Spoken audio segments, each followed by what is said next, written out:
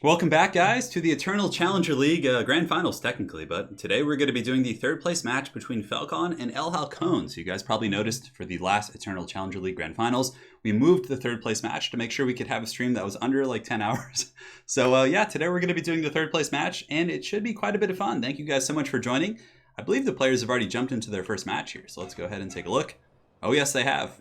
They are going in pretty hard. So welcome, guys. Good to have some familiar faces here. We're going to be jumping right into the first match between Felkon and ElHalcon. So here we go.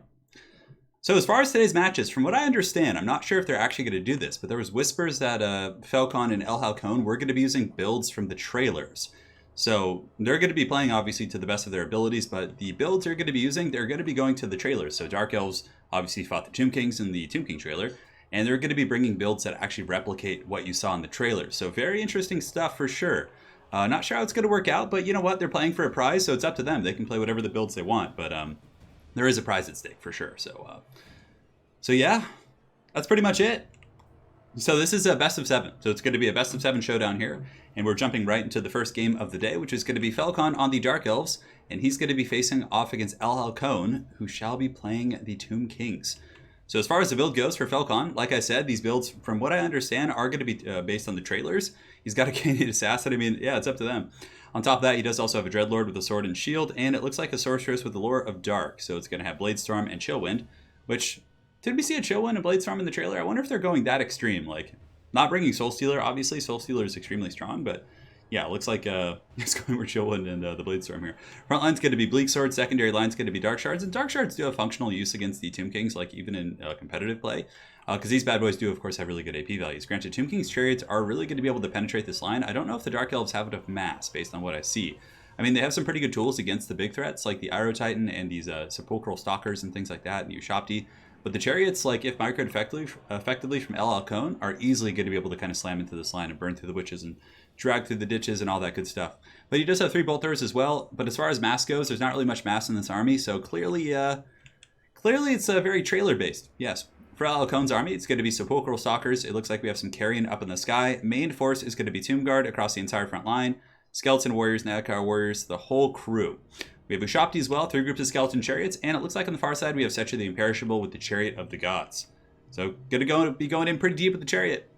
Obviously the Chariot here with no mass being able to really stop it is going to be incredibly strong. Like, I don't know. As far as like just looking at these builds, I would say that the Tomb Kings are going to have a slight advantage. The Chariots are just going to be destructive. Like, Dread Spears can't really stop Chariots. I mean, they of course have anti-large and, you know, can function in sustained combat against those things, but if microed effectively, the Chariots should be able to really tear through these guys. Yeah. Yes. So we'll see how it goes. So Sorcerer's coming in, has the Chillwind. Chillwind is going to be okay against, like, you know, these lines of Skeleton Warriors. It does have a slow effect, but the better spell is going to be Bladestorm probably if these are Skeleton Warriors or the Tomb Guard. It looks like it's a combination of both. So I would imagine Felkon's probably going to be using the Blade Wind to really take down some of these more elite threats like the Tomb Guard and things like that in the front line. So here we go. The trailer armies come forth. The K-Nate Assassin, and don't worry, I'll be reminding people over the course of the tournament. They decided to play their show match here with, or their third place match as well, using trailer builds, which is going to be pretty ridiculous. So the Sepulchral Stalkers dropping some jukes right here, able to dodge some of the shots from the bolt thrower, but the bolt thrower is going to be tearing into these guys, and it should do some pretty good damage. I mean, models will probably be lost after another volley or two. And the K-Nate Assassin, like an absolute champion here, is going to be taking that fire here from the Sepulchral Stalkers. And yeah, they're a little bit better versus like large targets, and they do have okay AP values as well, so certainly not bad. The Ushopti are going to be surging forward, and they definitely need to be careful. They don't want to go in before the rest of the forces because these Dark Shards will tear them to shreds. Like, it'll be an absolute beatdown, just straight up bully beatdown. So right now you can see the Ushopti are going to be falling back, and here on the far side it looks like the Sepulchral Stalker is going to be falling back as well. Granted, they're not going to be able to get out of range of the bolt throwers, but it's kind of like a threat overload. I mean, there's a lot of big threats here for the Tomb Kings. We have the Iron Titan, we have the Stalkers. So the bolt throwers are certainly going to have their work cut out for them. But yeah, I think Chariots really need to be kind of the breadwinner here because, I mean, the Dark Elf army, aside from the Chariots, can easily deal with this Tomb King's force, like based on what I see. But the big thing that's going to be hard are the Chariots. And now you can see that ElHalcon is going to be grabbing those guys and sending them in. So they're going to be coming in probably with a timed Alpha Strike from Setra the Imperishable. And they're just saying ready. Okay, cool. Just checking. A little bit of lag, but should stabilize as it is the first time we're all connecting here. So you can see Tomb King's forces are going to be coming down. There is going to be some Witchcraft dropped here on the Sorceress of Dark. So what is it going to be? I'm trying to think. Oh, it's the Iro Titan. So the Iro Titan, it's something I was like, what the hell is casting that spell? I don't see any missile spells in Cetra, but it looks like the Iro Titan is going to be casting a Shem's Burning Gaze, which does some good damage. Ushopti are going to be screaming into the front line, and, you know, ElHalcon, if microing these guys effectively, should be able to just slam them into the back line and just push back here and start taking on these Dark Shards. Dark Shards are going to be turning, but yeah, ElHalcon needs to push forward very aggressively. Chariots are coming in. You can see Cetra is going to be the first of the Vanguard to get into the Dark Shards, other Chariots as well. And yeah, we're going to see if the Chariot line can really punish the Dark Elves here. But the Dark Elves do have a lot of like spears, and you know, they do have the option for Crossfire because they do have enough troops. A nice Blade Storm going down over here. The Blade Storm is going to be tearing into some of these Tomb Guard here for ElHalcon. And it looks like Felkon is going to be surging forward with his Dread Spears to meet those skeletons. So far though, the Chariots are striking the front line. Bleak Swords and lightly armored infantry really don't stand up well to Chariots, and the Chariots are going to be penetrating the back line pretty badly, so you can see the Skeleton Chariots are going to be getting back here and getting into the Dark Charge, just like we predicted earlier. In the meantime, Carrion up in the sky are going to be diving, probably chasing off Bolt Thrower crews, and yeah, I think it's only a matter of time before the Dark Elves start to crumble here, because without the Dark Shards online, the Bolt Throwers online, like the Iro Titan is just going to go just balls deep in this back line, and it is going to be a disaster. So the Iro Titan walking even slower than usual with the lag, but you know, he's ponderous, he's coming back here, and he's going to be dropping some bows on these guys. Here it comes, the laser eyes of the Iro Titan. Oh, looks like he squashed a couple Dark Elves with his Pimp Cane there. Yeah, and the Dark Elves are pretty much in mass rout. There's a reason why the Dark Elves, the Dark Elves in that trailer are the ones getting destroyed by the Tomb Kings. The Tomb Kings definitely had a pretty good army composition based on, you know, the Dark Elves, I guess, decided not to bring any Cold One Knights to the desert, which would have been, like, absolutely game-changing, having Cold One Knights to kind of pin down those chariots. But alas, the Bolt Throwers are all going down here to the Carrion. Dread Spears and Bleak Swords are holding in some pockets of the front line, but the Tomb Guard will be able to beat those guys, and with the Chariots just running rampant from ElHalcon, there's no answers really to that. The Titans and Ushopti. I mean, the Ushopti haven't even lost a single model this entire game. So right here, you can see that Cetra the Imperishable going to be riding on his Pimp Chariot. He is certainly making the Dark Elf serve, as he does run over that Canadian Assassin right there. And that is going to be it. Looks like the Tomb Kings are going to win. To answer your question, Zardar Total War, the two players playing in third place today, ElHalcon and Felkon, decided they wanted to play their games using builds directly from the trailers. So you're certainly going to be seeing some very unused units. I'm sure when we get to the Dark Elves versus the, or I think it was not Nagaroth, but Harganeth facing off against the Avalorn, we're probably going to be seeing, like, you know, Executioners and you know, Shadow Warriors and all kinds of stuff like that. But you know, I told them to play competitive builds, but these guys, they wanted to do this. You know, and it's their games. They can do what they want here. So you can see up here, the Iro Titan is going to be dropping some bows here on the Dread Spears. Those guys are pretty much out of the picture, and it's only a matter of time. Assassin's Trophy going down here on Cetra, which does give the Assassin a bit of a fighting chance there, but it's going to be army losses. And the Dreadlord with the Sword and Shield is basically useless here on the ground. Not really going to be able to do much. I mean, it does have 86 melee attack, and what is this ability? Strength through Spite? So, okay, it has like a Ghetto that I will be done, and it does buff up the melee attack of nearby troops, but yeah, that's going to be it. Let's see, Turin really needs a treat stream setup. I just connected it so it would say, so that way instead of donations, people can just donate via pay. Oh, okay, yeah, I'll take a look. I'll take a look, Wicked. I don't know, food being delivered to my door. That would be pretty ridiculous. Oh my god. So the Canadian Assassin and company going to be jumping on Cetra, but Cetra is going to be able to defeat this Assassin and then just run from the other character.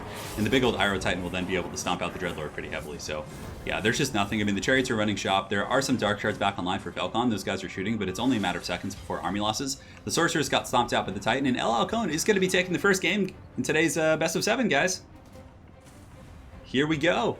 Coming in with the Tomb Kings trailer build and able to claim victory using the glorious Iro Titan, which is something you don't see terribly often. But alas, we have seen it. Game 1 goes to ElHalcon in this showdown for third place. All right, so let me go ahead and update the scoreboard for you guys. Now we're going to be jumping to Game 2, which I'm sure they have something prepared for as well. The 13th floor, what's up, man? And let's see what they do now. We'll see if they want to keep playing trailer builds after that one. Yeah, we'll see. Two Devil, hey, what's up, man? Team Canada representing. And guys, so next Friday, we're going to have all the World Cup teams basically gathered, finalized and everything. Right now, I think we have 18 teams for the World Cup. And we're going to be doing, I'll be doing like a video announcing all the different teams and explaining the format. And I'll also show you who's on what teams. It's going to be really fun. So that's going to be coming up soon. That's going to be the next competitive format we have on the channel. And it should most certainly be a lot of fun. Sure. So I'm going to rehost real quick because there was a little bit of lag. So we're going to see if Felk versus ElHalc. Let me go ahead and send them the passwords. 1 second, guys.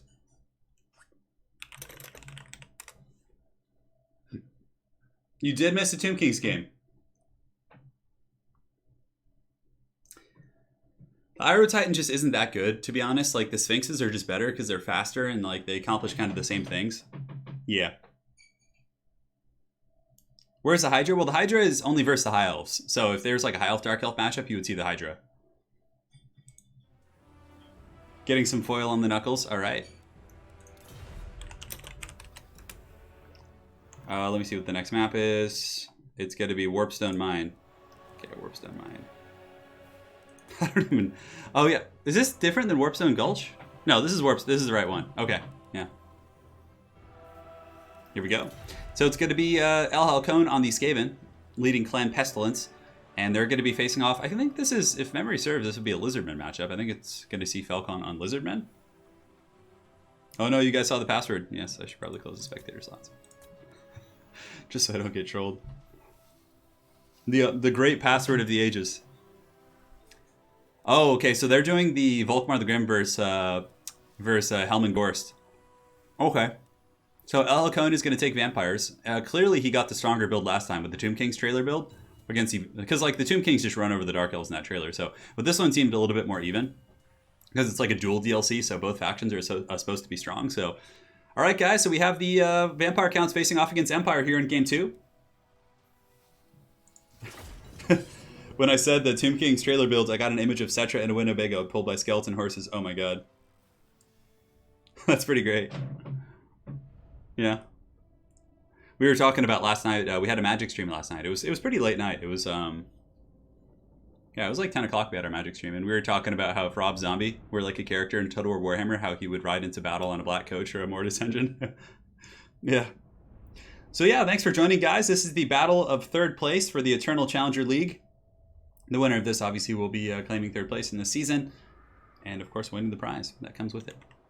So as far as the builds go, a lot of people joining. They've decided to do all of their matchups, if I'm not mistaken, based on trailer builds. So whenever there's like a trailer for new content, they're basically getting the two factions that are fighting, and they're playing loosely based on those trailers. So for example, we're going to be seeing Helman Gorst here. We're going to be seeing Volkmar the Grim and, you know, Free Company Militia and things like that. So this will probably be a little bit more standard in that respect. Yeah, wicked. It was fun. All right, this build seems a little bit more competitive, actually. I mean, there's some units that are a little bit off meta here, but I mean, he has the Terrorgeist. He does also have some Vargeist. Vargeist actually aren't bad against Empire. I mean, they're pretty good at tearing into the backs of state troops and lightly armored stuff like that. So guys, we have Helman Gorst coming in with the steel chair. We go ahead and make sure there's no screen blocker going on. All right, we're good. We are great. So here in Game 2, guys, Felkon is down a game. ElHalcon currently up a game. But alas, he is going to be playing with a bit of a crutch here. He does have Helman Gorst. So Helman Gorst, I mean, if there's not a lot of powder shooting him, he can be kind of a threat. I mean, he's like a Mortis Engine, Corpse Cart kind of hybrid that can summon Graveguard, so certainly not bad. And it looks like ElHalcon does also have a second Necromancer, so he does have the Raised Dead. So he has Raised Dead and Graveguard summon, and he should have quite a bit of Winds of Magic here coming in from the Forbidden Rod here on the Necromancer. Frontline's going to be Zombos, Skeletons across the entire front. And yeah, it looks like it's just very chat focused, which is fine because he does have the Mortis Engine effect, the Reliquary Corruption coming in from Helman Gorst, so he doesn't need like, you know, a ton of punch. Like he can just kind of hold them in place and grind them out. As long as Helman lives. If Helman dies, the chat front line is going to become exponentially weaker. He does also have another Mortis Engine, so double Mortis Engine essentially is going to be really, really nasty if the Empire doesn't have adequate focus fire to take them both down. We got a Terrorgeist back here, the Feasters in the Dusk, and up in the sky we have two Vargeist. Yeah, that's pretty much it. Cool little army for sure. And we'll see if the Dark Lord Helman Gorst will be able to punch through the forces of the Empire. Now for the Brave Sons of Sigmar, it's going to be Halberds in the front line, Sigmar Sons, and Tattersouls. So yeah, pretty much an unbreakable front line with Halberds on the flanks to deal with cav threats. So for example, if like there's some Black Knights or any sort of, you know, big pressure coming on the flanks, the Halberds will be able to easily detach and get in position here, which is quite good. We have a Light Wizard as well, going to be coming in with Barona's Time Warp and the Nets of Amnitok. And it looks like there's Free Company Militia across the entire front line, which certainly going to be the bane of Helman Gorst, but there's only 4 of them, and I don't know if that's going to be enough to really take down a Mortis Engine on its own. Certainly going to be hard. Volkmar the Grim on his Pimp Cart, I mean, he could put some pressure on the Gorst man, but, you know, Chariots, and he is a Chariot, typically don't hit that hard against single entities, so, you know, it's going to be tricky. In the back, we have a Hellstorm Rocket Battery from Felkon and 2 Knights of the Blazing Sun, so very much Both players coming in with trailer builds, but I honestly think the Vampire counts are probably going to take this one just based on the armies because, I mean, okay, you have 2 Mortis engines, you have a Terrorgeist, you have Vargeist. It's like, what are you going to deal with those? I mean, you have 4 pre-company militia, which, you know, arguably could take down like a Mortis engine or 2, but with all the different threats and pressure, like, I don't know if this Empire army has the tools. I mean, they will win the infantry fight with the Sigmar Sons and Tattersouls and troops like that, but it's going to be really tough. Summon rework really hurts Gorst. Yeah, it does. The Graveguard, I mean, maybe they should have made exceptions for like his Graveguard and like those type of characters, but yeah, the Gorst is coming in, guys. I don't know. I think that the Vampire Count army is a little bit stronger overall. I mean, the Hellstorm Rocket Battery is going to be useless. That's basically like 1,000 gold you're giving it to your opponent here. You could potentially shoot down Skeleton Warriors. Bring me the card of Gorst. Italian Spartacus dropping the $2 donation. Oh man, you guys wanted some memes. You're getting them. Hellman Gorst is coming in, guys. And what does he have? Thank you, Ryan. Appreciate the donation, man. And Hellman Gorst does, of course, have the Invocation of Nehek plus the Graveguard summon. But the Graveguard to summon, again, is something that is going to be disappearing very quickly. Also, we have the Feasters in the Dusk in the back. So not only is the Hellstorm Rocket Battery going to be super haggard, the Feasters in the Dusk are probably going to swoop back there and just feast all over that thing. So we're going to see how that goes. Hellstorm Rocket Battery is going to be shooting in, and it's going to be dropping some serious fire here on the Skeleton Warriors in the front. I guess, just kind of missing. Like, I can't even tell what it's aiming at. It's so inaccurate. It's like shooting at some... I think it killed 1 skeleton with that volley there, which is just so haggard. Oh my god. Hellstorm Rocket Batteries are just so terrible. I mean, if they had a lot more ammunition, they might be better. Like, the ROR one can do some pretty good damage in some matchups, but even still, it's so janky. So, shooting at the Königstein Stalkers, he does take out 1 glorious skeleton there, but does some okay HP damage. But the vampires are coming in. Hellman Gorst is pissed off, guys. He's coming in, and, you know... He shows no quarter. He's coming for blood. Up in the sky, we have the Vargeist. Vargeist are easily going to be able to swoop in probably because what's going to happen is the Vampire front line is going to force back the Free Company Militia. And the only thing to really defend the back line are the Knights of the Blazing Sun, which I suppose can do good, but they're going to kind of struggle against the Terrorgeist. I mean, their fire damage is good against the Terrorgeist who takes extra damage from fire, but the Terrorgeist plus Vargeist could easily overwhelm a single Knight of the Blazing Sun. So a little bit concerned there. You know what would be really funny to see is actually see the Hellstorm Rocket Battery shooting up at the Vargeist. That would be really interesting to kind of see how that performs. So we'll see how that goes. And front lines coming in, you can see that the Free Company Militia for Felkon are going to be surging forward. He drops a net of Amnotok here on the Terrorgeist. And he's getting some pretty good shots, but Free Company Militia don't have the same AP as like handgunners, but nonetheless, it's pretty good value. I mean, any damage you can get on these big vampiric beasts is going to be pretty good. I mean, you basically just want to get them closer to their healing cap. And of course, Invocation is going to be coming down from Hellman Gorst. Going to be healing those guys up, but now this is where things get a little bit ugly. I think that the Mortis engine is going to be able to push all these guys back, and if he's able to terror out them into the shaft units, ooh, that would be kind of ugly. So the Terrorgeist takes a ton of damage. That's still a great grab for the Empire for sure, but the Free Company Militia need to fall back now, as Volkmar the Grim on his chariot is going to be chasing down the Mortis engine, coming for that booty. In the meantime, Flagellants in the front line and Halberdiers are going to be surging forward, and the one advantage the Empire does have in this build, in this kind of matchup here, based on what they brought, is that the front line here is going to be much, much better for the Empire. Flagellants and company are going to be surging downhill into Skeleton Warriors, and interestingly enough, the Vargeist are going to be landing into Halberds. Granted, the Halberds are a little bit inundated by some chaff units, so they're not going to get like isolated, but the Halberds are, yeah, they're actually taking quite a bit of damage there, which is interesting.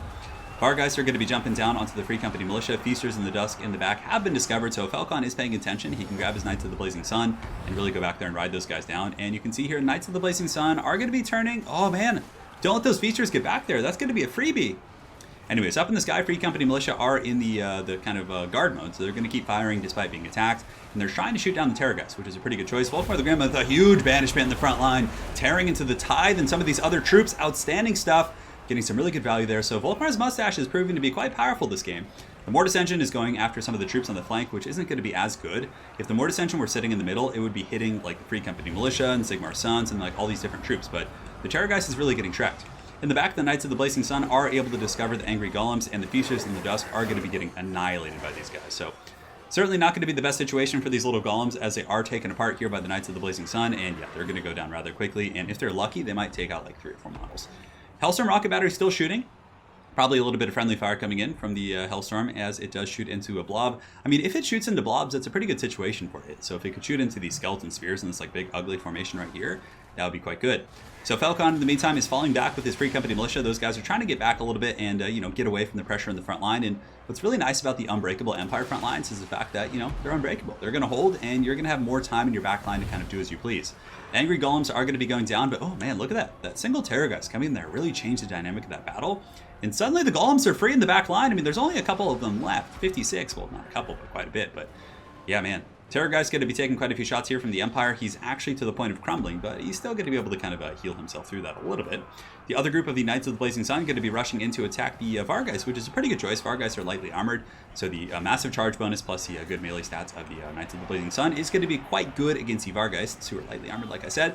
Golems at the back going to be surging in. You can see they're going to be taking some pressure, but the glorious Free Company of Sigmar are going to be dropping some pistol shots, and these Golems are just getting domed, just taken out by the Free Company Militia. But the more dissension hath come, rode by Rob Zombie. Wouldn't it be funny if Rob Zombie with his dreadlocks was just like up there with the guitar, just like playing on that thing? Anyways, you can see here that the Vargeist are going to be pressuring the backline, maybe going after the Hellstorm rocket battery. Granted, I don't know if that's the right play because the Hellstorm really isn't doing that much. I mean, as far as kills go, let's even take a look. Yeah, 44. So another Invocation of Nehek is going to be going down on the Terror Geist, which is still online, and he's going to be attacking these Free Company Militia. Knights of the Blazing Sun are going to be coming back here. And now as far as the Vampires go, I mean, Helman Gorst is still going in the front line, and I guess he is a Mortis engine, right? So he was draining pretty well, but we have Volkmar the Grim fighting against Helman Gorst in the glorious Battle of the Ages. Now, I think in a vacuum, oh my god, how can... Volkmar's just up there with his cane, just like whacking like Gorst on the head with it as he chases him. Oh my god, this is so haggard. The other Mortis engine is going to be coming in, so we have Helman Gorst and his Mortis engine gang going up against Volkmar the Grim, but I think Felkon's done a really good job kind of securing his back line. I mean, a lot of his guns are very tattered, but he still has Free Company here, he has some here, he has some here. So he probably has ample firepower to probably take down a Mortis engine, and Volkmar the Grim should be able to beat down Helman Gorst in a duel. So, but it looks like Terrorgeist is coming back in, probably going to be going after Helman Gorst, or excuse me, Volkmar the Grim, but it looks like another net of Amnitok coming down from Light Wizard, and the Terrorgeist is in the danger zone. He's taking quite a few volleys here from these Free Company Militia. Knights of the Blazing Sun are going to be charging in for Sigmar, or for Meridia, or whoever the hell they worship. We're just going to say Sigmar, that's fine. And they're going to be going after the Summon Graveguard. So these are actually Summon Graveguard here from Helman Gorst, which obviously he's doing pretty well, much more sustainable than Summon Zombies and Skeletons and things like that. And the other Mortis engine is going to be pressuring into the back line, taking a little bit of fire on the approach, but it should be able to kind of push off these Free Company Militia and tear out those guys. Felkon looks like he gets a charge at the last second, but for the most part, the Mortis engine is going to be able to kind of have its way here. Yeah, the Free Company Militia look like they're kind of rushing towards the front lines, maybe trying to get closer to Volkmar the Grim to form a bit of a Death Star. Some Free Company Militia over here most certainly need to turn their guns on this Mortis engine. Shooting against the Skeleton Warriors here is definitely not as important. But Volkmar the Grim and his Knights of the Blazing Sun are able to chase down this Vampire, so you can see here that they are going to be able to maybe take down this Terrorgeist right here. And down goes the Terrorgeist. Knights of the Blazing Sun and Volkmar the Grim able to take it down, which is not something you see every day, but alas, it hath been done. So it looks like the Dark Lord Felkon is going to be pulling ahead in this game as Helman Gorst is trying his best, but his Mortis engine effect is not going to save him from all these shirtless dudes. They're getting in there, they're pissed. Oh, look at Gorst just coming in with that overhand staff on those guys. But yeah, Knights of the Blazing Sun will take him out pretty quick. Volkmar obviously can beat him down. And as far as what the Vampires have left, we have a Mortis engine in the back. I mean, the big issue for the Mortis engine is the Free Company just coming back and forth and back and forth. But I mean, if the Mortis engine can chase off these Free Company Militia, tear out them off the map, and then finish these ones off, and then maybe pull back into the main fight, depending on if Gorst has any summons left. But Gorst is just being bullied by Volkmar the Grim. I mean, Volkmar is chasing this guy, and it's getting pretty ugly for the lad here. So Volkmar the Grim getting onto Helman Gorst. Helman Gorst here is pretty low. He still has some room towards his healing cap. The other Necromancer is going to be going down, just shanked by these Halberds. And then the Halberds are going to be surrounding Gorst. And Gorst has okay mass. I mean, he might be able to push through these guys, but his brother is certainly not the most adroit of cart pullers here. And it looks like the Light Wizard's going to be getting in there as well, dropping some Thunder. And there's going to be some Witchcraft going down. What is being cast? Grand Soulfire to give that magic resist and bomb some of these troops. Volkmar the Grim, in the meantime, is going to be surging over to go after the Mortis engine. And that is going to be army losses for the Vampire Counts. And Felkon ties up the series. Volkmar the Grim defeating Helman Gorst in a classic throwback to Warhammer 1. Well played. Yes. All right, special thanks to donations from Jason Denny. Says, let's see some likes for the glorious builds we were watching today. Jason, thank you so much. And Austin Horath says, ride the Warp Lightning. Dude, yeah, that's good. I love that, man. Great Metallica reference. Turin coming in with the electric chair, Metallica style. All day, man. I got you covered. It's got to be good. We might even do a Magic stream tonight if we're feeling extra spicy. Depends on how my hands feel after this. But Felkon is going to be tying up the stream. 1-1 here in this best of 7 for the 3rd place in the Eternal Challenger League. Now we're going to be moving on to the next match, which is actually quite quick, considering that they have all the maps prepared and everything. The next map is going to be, let's go ahead and see, Plaque of Sotek. So this must be the Lizardmen trailer. Yeah, and for anyone who's joining, they're doing builds from all the trailers. They're still playing to the best of their abilities and giving it their all, but they're basically just playing with builds that are directly from the trailers or are inspired by the trailer matchup. So for example, in this one, we're going to see ElHalcon facing off against Tehenwin. Probably going to see the Engine of the Gods. It's going to be pretty fun for sure. And, they're still, playing to the best of their abilities, like I said. Plaque of Sotek, where the hell is that map? Is it the Plaque of Sotek or is it Plaque of Sotek? That is the question. The question of the ages. Plaque of Sotek. Here we go. I don't even know what this map looks like, but let's do it. Thank you guys so much for your donations and your support here on the stream. Appreciate it as always, and we shall continue forth. Gorse is the Jeb Bush of Warhammer, Raskrunk says. That's really funny, dude.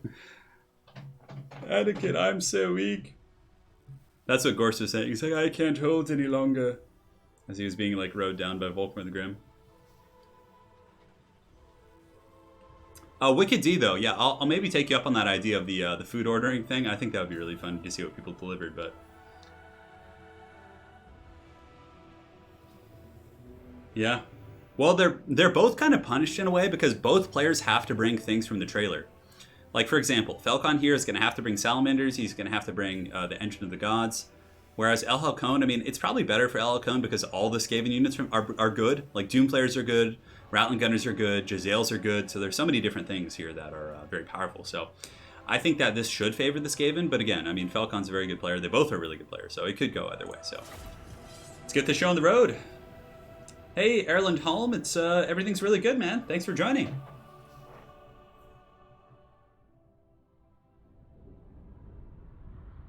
The curry is making you weak? Oh, that's not good. Ikit needs to be on foot. Yeah, technically Ikit should be on foot with his flamethrower if they're actually playing accurate builds there. Well, you guys are going to get to see the Engine of the Gods here on the Plaque of Sotek, so we'll see how this goes. I think the Volkmar the Grim Helm Gorse one is my favorite, though. Hang on, guys. I'm getting a little bit of water here.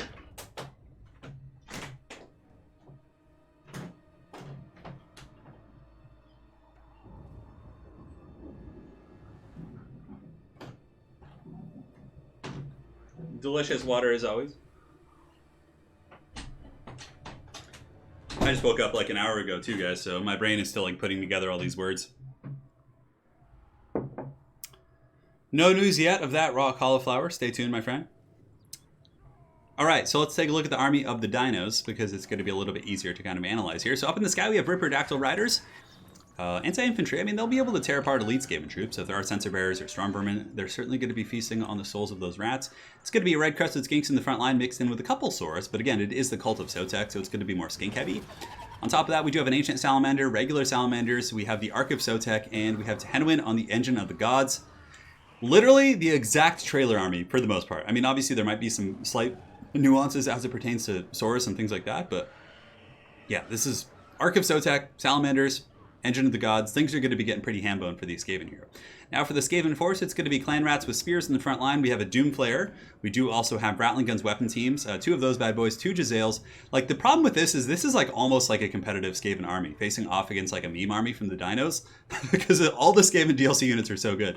Clan Vulcan Tail Slashers. We have ElHalcon in the back on foot, so that's good. That's going to kind of normalize things a little bit, but what's cool about ElHalcon on foot in this matchup is he's actually anti-large and armor piercing with a halberd, so he's going to be okay against some of the big dinos. And that's pretty much it. Doom Flayers, no Doom Wheels coming in, and yeah, the Dwarf Thing Menace is here. I am quite excited for this. It is going to be very fun. Austin Rath says, I feel like Gorse theme song is Bang Your Head, Metal Health by Quiet Riot.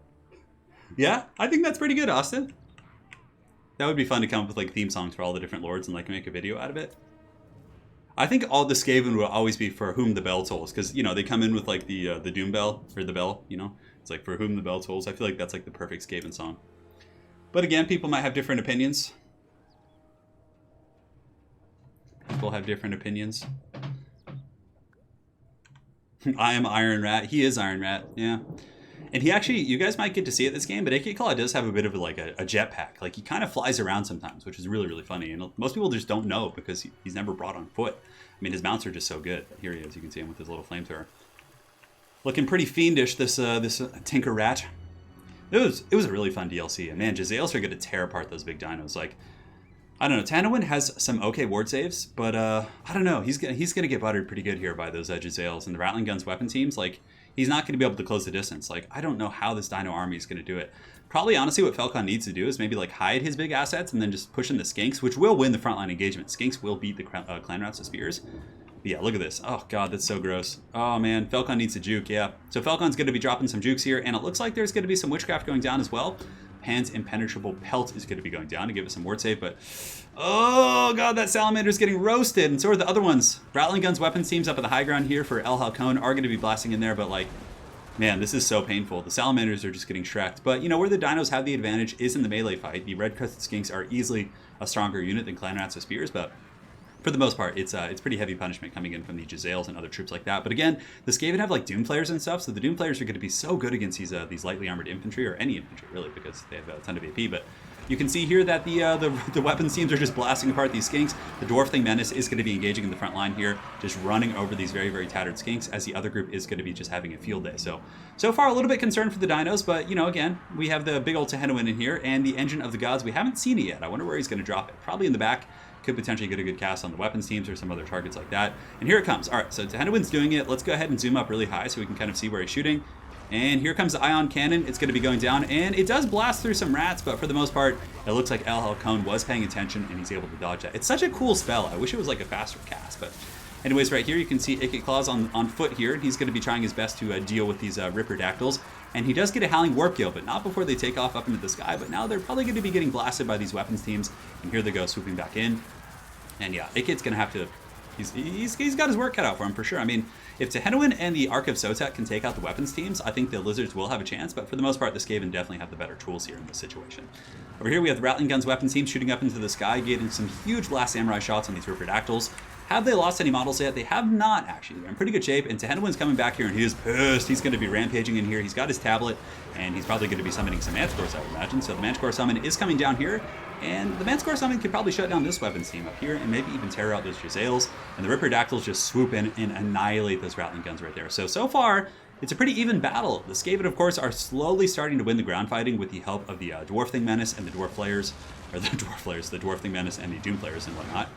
Second Manticore going after these weapon teams right here. The Dwarfling Menace could try and peel it off, but honestly, you probably just want to wait out its summon and just kind of hope it kind of disappears in a quick amount of time. In the back, Ripperdactyl Riders are going to be chasing off these Rattling Guns weapons team here. Certainly going to be able to get those guys off the battlefield pretty easily. And there are some Saurus pushing into the back line, so suddenly a battle that was looking very good for the Skaven is pretty even. I mean, I think it still slightly favors the Skaven, but if their weapons teams are gone, they don't really have much else, to be honest. Because, I mean, what is a Doom player going to do against Tehenowin and a Bastillodon with the Ark of Sotek? It's not going to be a good time. Clock of Doom going down right there, which does hit all the clan rats. Very, very good cast there from Felkon. And the Tinker Rat is just kind of hanging out, and he's dropping his flamethrower. Let's see if he's going to use it. He's roasting. That was pretty limp. But it looks like ElHalcon actually gave him a move order before he got the finish. And Felkon's actually pulling ahead in the bounce of power. I mean, you know, the Skaven gun line getting pushed off like this is really pretty much, I mean, that's where all his power lies, right? And the weapons teams and other tools like that. And now that they're, you know, finally starting to get pushed off, it's looking pretty grim bones here for the Skaven. So Warplock Jezzails and this other Rattling Guns team are going to be 100% pushed off probably. These are the cohort of Sotek, so if Felkon's micro is on point and he's able to kind of force path and chase those guys off, there's no way they're coming back. Cohort of Sotek is unbreakable, so they can't really even be peeled. So the cohorts going in, weapons teams are back online to an extent. Here in the back we have the Rattling Guns. They're going to be teeing off into the Ripperdactyls, and they're getting them pretty low, but I mean, his Royal Thickness is too healthy. Tehenowin up here is just a jacked, just ripped skink, and he is not going anywhere. And also the Ark of Sotek is still here. I wonder how many kills it has. 33, so I guess that's pretty mediocre. I mean, the Ark of Sotek is objectively a very terrible unit, but of course Felkon's a very good player, so he can make it work. So here comes Ark of Sotek, just ramrodding into those guys. We have another big old Tehenowin tablet. Does he actually hit anyone with his tablet, Tehenowin? Like, does he have an animation in which he does that? I'm not sure if he does. But anyways, I know, great cackles all around. Over here up on the high ground, Ikit Claw is trying his best to stabilize the situation, but the cohort of Sotek is easily going to be able to kind of sweep over these forces here. A Brass Orb going down as well, but the Doom Player's done. You can see here that the cohort of Sotek is going to be jumping on Ikit Claw, which is pretty bad, actually. They would probably be able to actually kill him if they just fought in a vacuum here, but of course you can see the Dwarfling Menace is going to be coming in to help out. And together they may be able to take these guys out, but Sotek, the Sotek boys do pop refuse to die, so they actually can't lose models right now, so they're just going to be going hard here, and the Ripperdactyls are going to be coming in to help out as well. That is going to be a very tough situation, but nice Howling Warp Gale from ElHalcon. He is able to pin those guys up in the sky, but there's just so many dinos coming in, just like a huge legion of them. But more importantly, I'm not sure why Hanwin's all the way over there. He definitely needs to get back to this main part of the battlefield and potentially chase these guys off. So ElHalcon, Unlimited Power has been popped, getting that sweet Winds of Magic. Unlimited Power! And the Arc of Sotek going to be coming back in as well, the jankiest of janks. The Arc of Sotek, I think, should be one of those units that, like, if it does get the nuke off, it should just be, like, devastating damage, like, lethal. Because it's such a small radius and such a long cooldown, I think if you, like, buffed it up a little bit, it wouldn't be too bad. But anyways here, Rattling Guns weapon team, going to be shooting up in the sky at the Ruperdactyls. Over here, we do have the Tehenwin Goon Squad coming in. And, I mean, Tehenwin could probably single-handedly deal with this. Oh, here comes the Ion Cannon! I think ElHalcon's going to be able to dodge this go. Yeah, he's going to be able to get out of the way for the most part. It's like it never hits. God, it's such, like... It's such a blue balling, you know? Like, it's such a cool effect, but it's just so slow in the cast. I mean, I guess it makes sense for how much damage it does, but it just kind of makes it never useful in competitive play, because most really good players are going to be able to dodge that pretty easily, so... Anyways, Tehenwin here charging in. Weapons teams are shooting him. I mean, there is actually a chance that Skaven might be able to stabilize this. ElHalcon's anti-large is going to be pretty functional here. I think the Arc of Sotek is actually needed back here, and that's probably the first time I'll ever say that, is that the Arc of Sotek is needed, but it needs to get back here and, you know, start nuking all these Skaven chaff units. But what do we have left? We have Saurus here. Tehenwin up in here does have standard ground, and Pan's Impenetrable Pelt to give him some physical resist against these Rattling Guns over here. And yeah, ElHalcon is basically now fighting Tehenwin, so it looks like it's the true showdown of the trailer. As in the back of the Bastillodon, I'm not sure what he's doing. He's just kind of hanging out, chasing down the Clan Vulcan Tail Slashers, which are shattered, so he needs to get back here for sure. Tehenwin should be able to carry this on his back with, like, terror routes and just, like, his power, but I don't know. He's actually, that weapons team is really doing a lot of work to him. I mean, only 9 models left, but nonetheless, he's taking pretty steady incremental damage here. Flock of Doom going down as well, and the Skaven Slaves and some of the other chaff units here, but yeah, Tehenwin's taking a bit of damage. ElHalcon might be able to put up a fight here, but Dinos are still ahead on the balance of power. Dwarfling Menace is pretty good here as well, because it does sunder the armor of Tehenwin, but I guess it's not that good. He has 140 armor, so the armor sundering isn't going to be like, oh no, his armor's sundered. It's not going to be like a huge situation. Anyways here, Arc of Sotek needs to come back. It looks like he's chasing off Doom players, but I mean, Tehenwin stands alone, guys. King Theoden stands alone. And over in the distance, the Arc of Sotek's like, not alone. So the Arc of Sotek's going to be coming in. Here comes Tehenwin, just marching all over the faces of these guys. And yeah, he's having a good time, but guys, he's getting pretty low. ElHalcon is able to get a little flamethrower shot there, and suddenly I think that this Skaven might be able to pull this out. Although, I mean, we got, I don't know, do we have a name for this Bastillodon yet? Bart? We'll just call him Bart. Bart's coming back in, and he's going to be able to drop some snakes over here, which will be helpful against some of the chaff units. ElHalcon is going in for the duel of duels. Tehenwin here is getting kind of danger low. Pan's Impenetrable Belt again, and it looks like he's going to be turning and going after ElHalcon, and he should be able to win this. I mean, he does have a bonus for his infantry as well, and ElHalcon is infantry size, so I don't see this little rat kind of holding here, especially with the Arc of Sotek coming back in. Granted, the Flayers are pretty strong, guys. The Flayers might be able to get in there and do some work. This is a little bit scary here. So here come the Flayers. The Flayers are going to be charging in for the Horned Rat. Definitely very powerful stuff. Oh, wow. Tehenwin got put down to 11 leadership, negative 14 for a second. That is dangerous, guys. That is really, really dangerous. If Tehenwin breaks, it's 100% over. But I don't think he's going to now that he has some help coming in. And I wonder if Felkon does have the snakes. So here comes the Arc of Sotek. Is he going to be dropping the snakes? Come on, drop the snakes. Do it. Do it, Anakin. Drop it. Maybe it's on cooldown. Damn, I was really excited to see that. Anyways, Tehenwin here is going to continue going after ElHalcon. ElHalcon hasn't taken much of any damage at all. And here comes the sneaky snakes. And I'm actually kind of curious what kind of damage this is going to do to ElHalcon. So he is being afflicted by that right now. And it looks like it does. So he's at 1607. Does it just do no damage? No, it looks like he might have gotten out of range of the snakes there for a second. So he was able to kind of avoid that. Warp Lightning going down, but it is dodged there. And you know, Tehenwin's actually losing this duel. ElHalcon does, of course, have a halberd, like I said, and he's a pretty good anti-large duelist. Oh man, Tehenwin's in a little bit of trouble, guys. He's losing this duel here. Bart, you need to get in here and start causing problems, dude. Little Arc needs to get in there. Oh, but it looks like Tehenwin is able to actually take out one of the Dwarfling Menaces. Oh, the jump pack attack! ElHalcon flying in with his jetpack and actually just getting knocked over in the process, which is quite thematic. Yeah, I don't know. Tehenwin is taking a ton of damage though from ElHalcon, but yeah, I think what Felkon's probably going to do is finish off the Flayers and then just like come in and 91 Clan Rats coming in as well, but they're probably going to get terror routed pretty quickly here. But guys, I don't know. I mean, I know the bounce power is for the dinos right now, but Tehenwin going down like this to the prison shanks from ElHalcon is probably pretty problematic. So we get the tail whip there. Clan Rats are in pretty bad shape. Tehenwin's in worse shape though. Negative 12, and he's broken!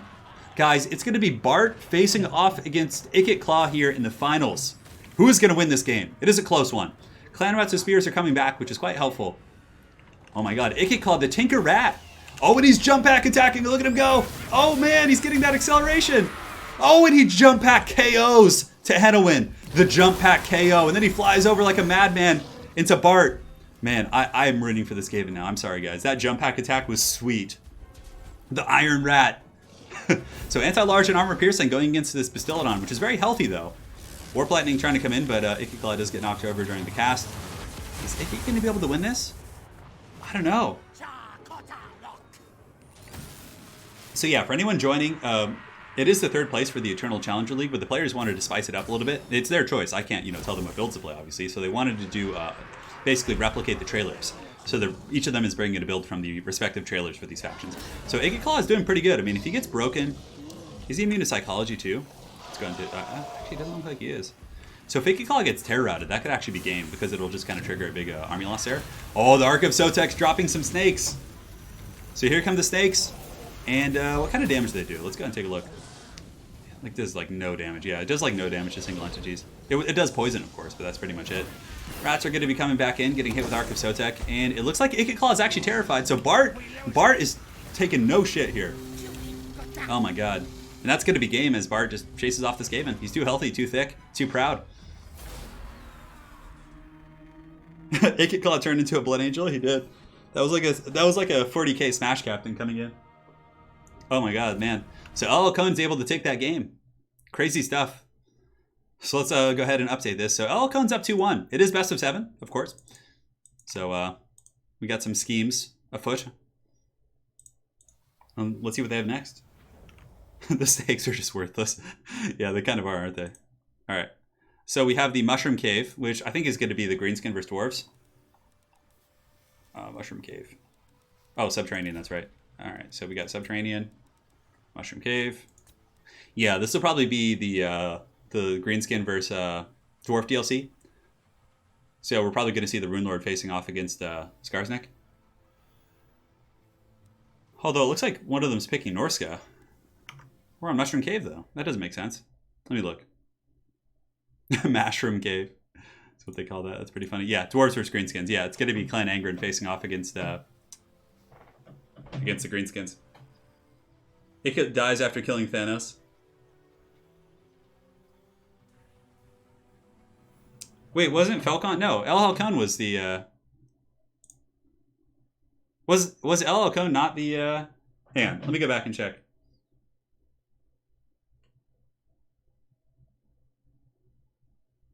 Did I get that backwards?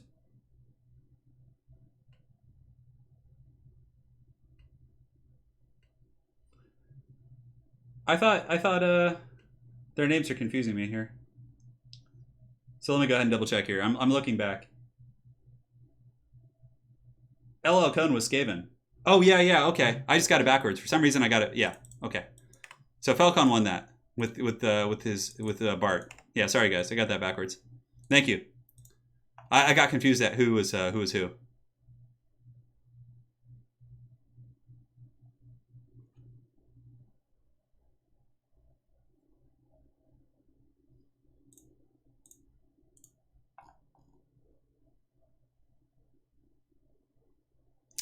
One second here.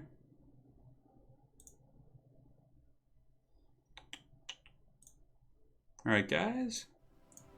Oh, yeah, it's going to be Crooked Moon versus Clan Angren, which is going to be really fun. We got everything fixed up. We're good to go.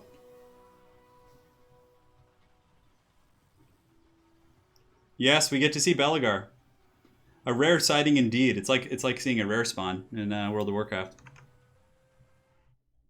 1 second here.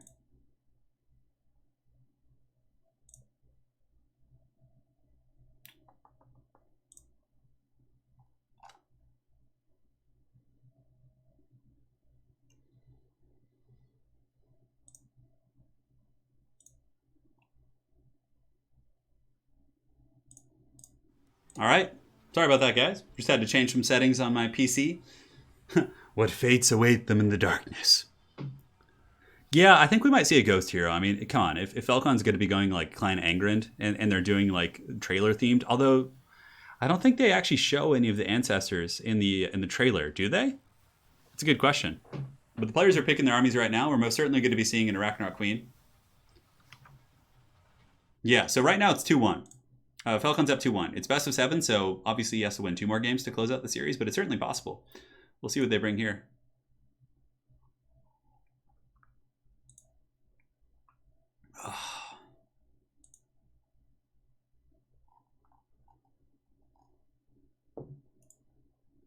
We will see.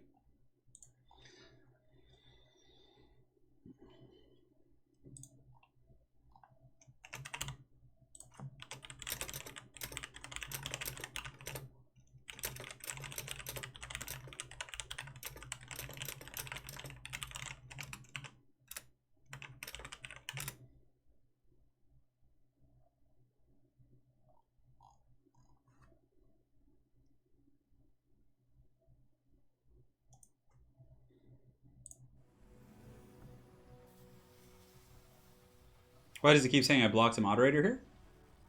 No idea, Haldrum. What's the worst ROR in the game? Oh, that's a tough one. Tough question, guys. Horde of goblins versus far and fast ranging dwarves. Yeah, that's probably going to be the tail of the tape for today. That's for sure. And it's a pretty quick stream because they have all the matches pre-arranged, so it's certainly going to be a little bit faster than usual, which I suppose is nice. And Mr. Nyatek says, would you ever do Dawn of War 1 videos? Thank you for the 10 Zlatus, firstly, and Jankuya, my friend. And secondly, probably not. Probably not, yeah. My lovely wife here in chat, dropping hammers, having a good time. I hope we get to see some, I really do hope we get to see some clan ancestors. That would be really fun to get to see the Dawi Ethereal Lords, which you almost never see. Does he have any? I mean, they're not in the trailer, though, is the thing. Yeah, no, he's going, like, straight up Belgar. Oh, my God, with Gyro Bombers. Oh, my God. Oh, man, this is going to be wild. I have no idea. Yes, get a sip of your Bugman's brew. It's go time. So, for the forces of the Dawi, King Belgar Ironhammer leads his one of his many crusades to retake Carrick 8 Peaks. And today he is joined by Runesmith, who has the Hammer of Carrick Draz, Rune of Wrath and Ruin, and Negation. Now, the rest of the Dwarf army is going to be Dwarf Warriors for the most part. Just, you know, they're okay against Goblins. You don't need much more to fight Goblins. But he does have some elites in the back. So he's got Hammers, which actually don't trade terribly effectively against, like, Squigs plus the Nasty Skulkers. So a little bit scary, but he's got 3 Hammers, 1 Bolt Thrower, and looks like Althar's Raiders and another group of Rangers. On top of that, we do, of course, have Gyro Bomber. So we have the Sky Hammer. And let's see what else we got. We have a Gyrocopter as well. Wild times we live in, to say the least. Wild times we live in. In the back here, for the forces of ElHalcon, we got Squigs, we got Nasty Skulkers, truly a Git army. In the front line, he has a bunch of Night Goblins and Nasty Skulkers. Secondary line is going to be the Rusty Errors, Squigs in the back line, and for the leadership kit, Goblin Big Boss, Night Goblin, Shaman, Skarsnik, Doomdiver Catapult, and a Giant that is going to be very, very offset here in the back. Now, the Gyrocopters, I wonder what they're going to do. They're probably going to wait till the kind of the mid-late game and start dropping some bombs here on the very clumped-up Goblins that inevitably will clump up on the Dwarves here. The first Bolt Throwers are going to be shooting in, taking out a couple Goblins, but Doomdiver Catapults are going to be returning the favor, and Doomdivers will actually be very, very good against these Raiders and, you know, Althar's Raiders and things like that. Warriors of Dragonfire Pass actually losing 9 models instantly to those Doomdiver Catapults. Pretty nasty stuff, and the Rangers are going to be using a fair amount of ammunition here on the Goblin charge. So Felkon needs to fall back for sure. He doesn't want to be taking that fight here with these Raiders. And yeah, he does fall back at the last second, but guys, ElHalcon's coming into Steel Chair Vanguard. The Durkit Squigs in the back. Felkon did not see this coming, and they're going to be feasting on these dwarves. This is literally like the trailer. So some Dwarven Hammers are going to be surging back there to try and save this artillery piece. They might be able to, but for the most part, ElHalcon has gotten into the cookie jar, and things are going to be quite scary here. Rusty Arrows are able to do a ton of damage against these Gyrocopters, but it looks like the Skyhammer is going to be coming in to chase off the Rusty Arrows with its machine gun and some focus fire, but man, ElHalcon really did get into that back line. I mean, he took out the Bolt Thrower like instantly. He was able to just mulch all over the Rangers and some of these other troops. And it looks like these sneaky Gits are going to be applying even more pressure as a second wave of backline pressure comes in. The Nasty Skulkers are afflicted here, or buffed, I should say, by the Wa, so their speed and charge bonus is fat, and these dwarves are like, oh god, oh god. Imagine how terrifying that would be, just like a bunch of goblins with little prison shanks just charging at you. It's like that 80s movie Gremlins. But anyways, here you can see a lot of pressure coming in. Dwarf and Bolt Throwers offline. Hammers are, you know, they're going to have to fight nasty Skulkers, which isn't great for them. And a lot of the Rangers are pretty much trashed as well. Now in the back, you can see that the Sky Hammer is, you know, doing its thing, but it really hasn't done much. It has 2 kills. I mean, God, how does it only have 2 kills? Giant's coming in as well. The Giant is going to be a huge issue to deal with. I mean, what do the Dwarfs have? The Rangers are probably the best bet, and the Rangers are also very, very beat up already, so not terribly sure how that's going to go. Skarsnik coming in for a ceremonial duel. Maybe he's going to go into duel Belegar. Probably not a good idea, though. I mean, all of his fellow troops are routing right here, so the Dwarves have a pretty good center pocket. Belegar will beat down Skarsnik probably, too. I mean, his combat stats are really good. He has 60, 55, and 450 against 48. Although, Skarsnik does have poison plus, like, good AP value, so maybe. He has more HP, too, I think. Let's go ahead and take a look. Yeah, he has more HP. So Skarsnik is going to be in the duel here. He's going to be going after Belegar. We have the trailer duel. And in the back, the Dwarves are trying their best to stabilize. You can see here that the Sky Hammer is being used to bomb off some of the Goblins. So Felkon with some really good bombing micro here on the Sky Hammer. There's still a lot of Dwarven Hammers too, which certainly are difference makers. They could easily probably take out this pocket of filthy Goblins and Squigs here, but we'll see if they do. Now back in the main fight, we do of course have a Giant going after a Runesmith, and we have a duel of duels. So you can see here that Belegar Ironhammer is going to be trying to catch Skarsnik, but I feel like Skarsnik is always like... He's like the villain that always gets away, like just by the hair on his teeth. And of course he's a goblin, so he's not going to be playing fair. He's going to be taking a 2v1 duel. So Belegar comes in with a karate kick right there, and you can see a goblin big boss is going to be coming in as well. Oh no. Windows, don't auto-update on me now. Bad. Bad Windows. And yeah, Belegar's in a 2v1 duel. He's also fighting in the water, although I don't think goblins are aquatic, so they're not really going to be helped out by that. But Belegar's in a bit of a scary situation as the Squigs and company are going to be surging in, and he's in a very, very dire, dire straits, I should say. Warriors of Dragonfire Pass certainly need to come up and help him. There's 35 models. They could easily peel off these Squigs here if they were to engage. And in the back, the Hammers are fighting. We do have 68 Hammers right here, one off of the glorious number, and it looks like they were able to smash those nasty Skulkers. But yeah, a lot of pressure, and it looks like the Greenskins are in a pretty good position. They have the Rustiers, their Giant is somewhat healthy, I guess, but the Gyrocopter has been sitting on it the entire game, and the Skyhammer does have a decent kind of machine gun effect, which does some pretty good damage against these type of targets. But Belegar is still fighting in the water, and he's actually taking that battle pretty well, but he's outmatched right now. I mean, he's just surrounded. So the Skarsnik, of course, being the cackling villain he is going to be running away from the fight to go attack the Runesmith in a 2v1 fight, which is a really good play from ElHalcon. And Felkon's Belegar stands alone. He stands atop his mighty Oathstone in the water here as he fights Squigs and a Goblin Big Boss in a truly heroic situation. Yeah, Duel of Fates, and Skarsnik runs away. Very, very lore accurate indeed. So Belegar is going to be fighting against the Squig herds down here, and you can see here that we do have Skarsnik and company in a 2v1 against the Runesmith, which is really good. The Giant's actually taking a beating from this Gyrocopter, though. And the Skyhammer dropping some serious thunder.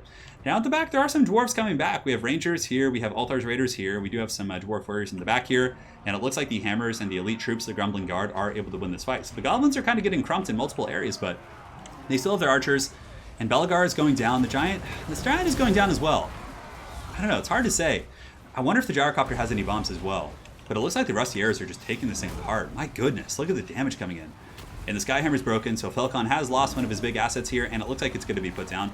And down it goes! Mayday, mayday, says the Dwarf Pilot as it crashes into this mushroom cave. But the Giant's also been destroyed as well. I mean, not destroyed, but pushed off, and the Runesmith might actually be able to stabilize. Skarsnik does have sneaky stabbing, and he's most certainly going to be getting some sneaky stabbing in on this Runesmith. He's trying to get away here, but the Runesmith's actually just terrified, so he'll be coming back in a second. But Skarsnik and Gobla, oh man, is he going to eat this Runesmith? We got to watch this. Belegar being the hero of Carrick 8 Peaks with Revenge Incarnate being popped, so he is just an absolute monster right now. He does have 44 extra melee attack and plus 50% weapon strength, so he's up to 595. And he's going to be beating those guys down for sure. But the Runesmith here is... Gobla looks hungry, guys. Gobla is hungry indeed. He might be able to feast here. Where's the Runesmith? Oh, down he goes. So the Runesmith has been have been feasted on by Gobla. Sorry, guys, I just woke up. So the brain's still, connecting all the dots, as I say. But anyways, archers over here are still shooting Rustiers and company, but Belegar is holding pretty firm. But the bounce power is pretty heavily in the favor of the Gits. Skarsnik's schemes seems to have once again outdone Belegar, which always seems to kind of be the lore-friendliest story, where Belegar is always kind of chasing at the heels of the Goblins. Belegar charges in against the Giant. He might be able to beat it. He does have kind of a retinue of his elite hammers here, which will help. Sneaky stabbing, which doesn't really seem to fit the Giant, has been activated here, and he's going to be pretty scary as Belegar does get some nasty breath attacks on him. Well, it's not actually a breath attack, but you guys get the picture. Giant here has 754 HP, and he's taken some damage from the hammers for sure. Belegar might be able to finish him off. 15 leadership, and oh, Belegar gets a huge blow, and down goes the Giant. So the beast hath been slain, and Belegar Ironhammer is able to claim the soul of that Giant there. And Bounce Bar is very heavily in the favor of the goblins right now, as the last of these dwarven forces are surrounded by just 100 goblins. We have night goblins back here, we have night goblins here, we have a shaman, we have Skarsnik himself, of course. And Goblet's hungry, guys. Look at him go. Let's just watch Goblet for a second. There's not too much tactical, information to be gleaned from looking around right now, so we could just watch Goblet feast. Goblet's going to be coming in, and yeah, just doing his thing. Just being an awesome giant cave squig. I think Goblet actually survives the end times, if I'm not mistaken. But anyways, the dwarves putting up a valiant last stand as their hammers are crumped over here upon the earth. Belagar Iron Hammer is nowhere to be seen. Looks like he got eaten by some squigs. And that's going to be all she wrote. Sue Devil, your dwarves did not win this day. But that's going to be 2-2 here. That is going to be 2-2. Hammers be like, look at me, I'm the giant slayers now. So ElHalcon in his foul greenskin horde is able to take that game. I might actually need to change the scoreboards because they're in the names I think are in the wrong spots. Let's go ahead and do that. Yeah, they switched sides when we rehosted the lobby. That's what it was. Okay, so that's why I got confused earlier. It's 2-2 anyway, so it should be an easy switch. ElHalcon. Oh, we need to shrink the name down because his name is long. And let us go ahead and do Felkon. The man, the myth, the legend. Now the next map we're going to be on is...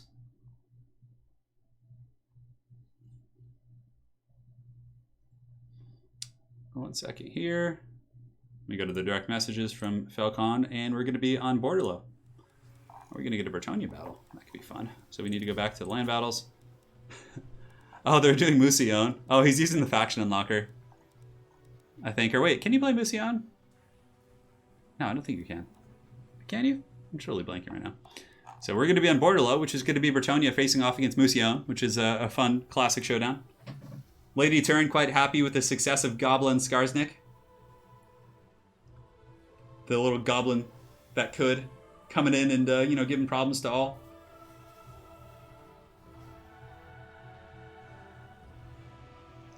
Anna says she's seen everything she wanted with the Skarsnik victory. She's out of here. Have fun, darling. Yeah, that's the thing. Dwarves just have so many bad matchups that you can't really pick them first. They're an okay counterpick faction because, like, if somebody picks Empire, you're like, all right, dwarves, like, et cetera, et cetera. Yeah.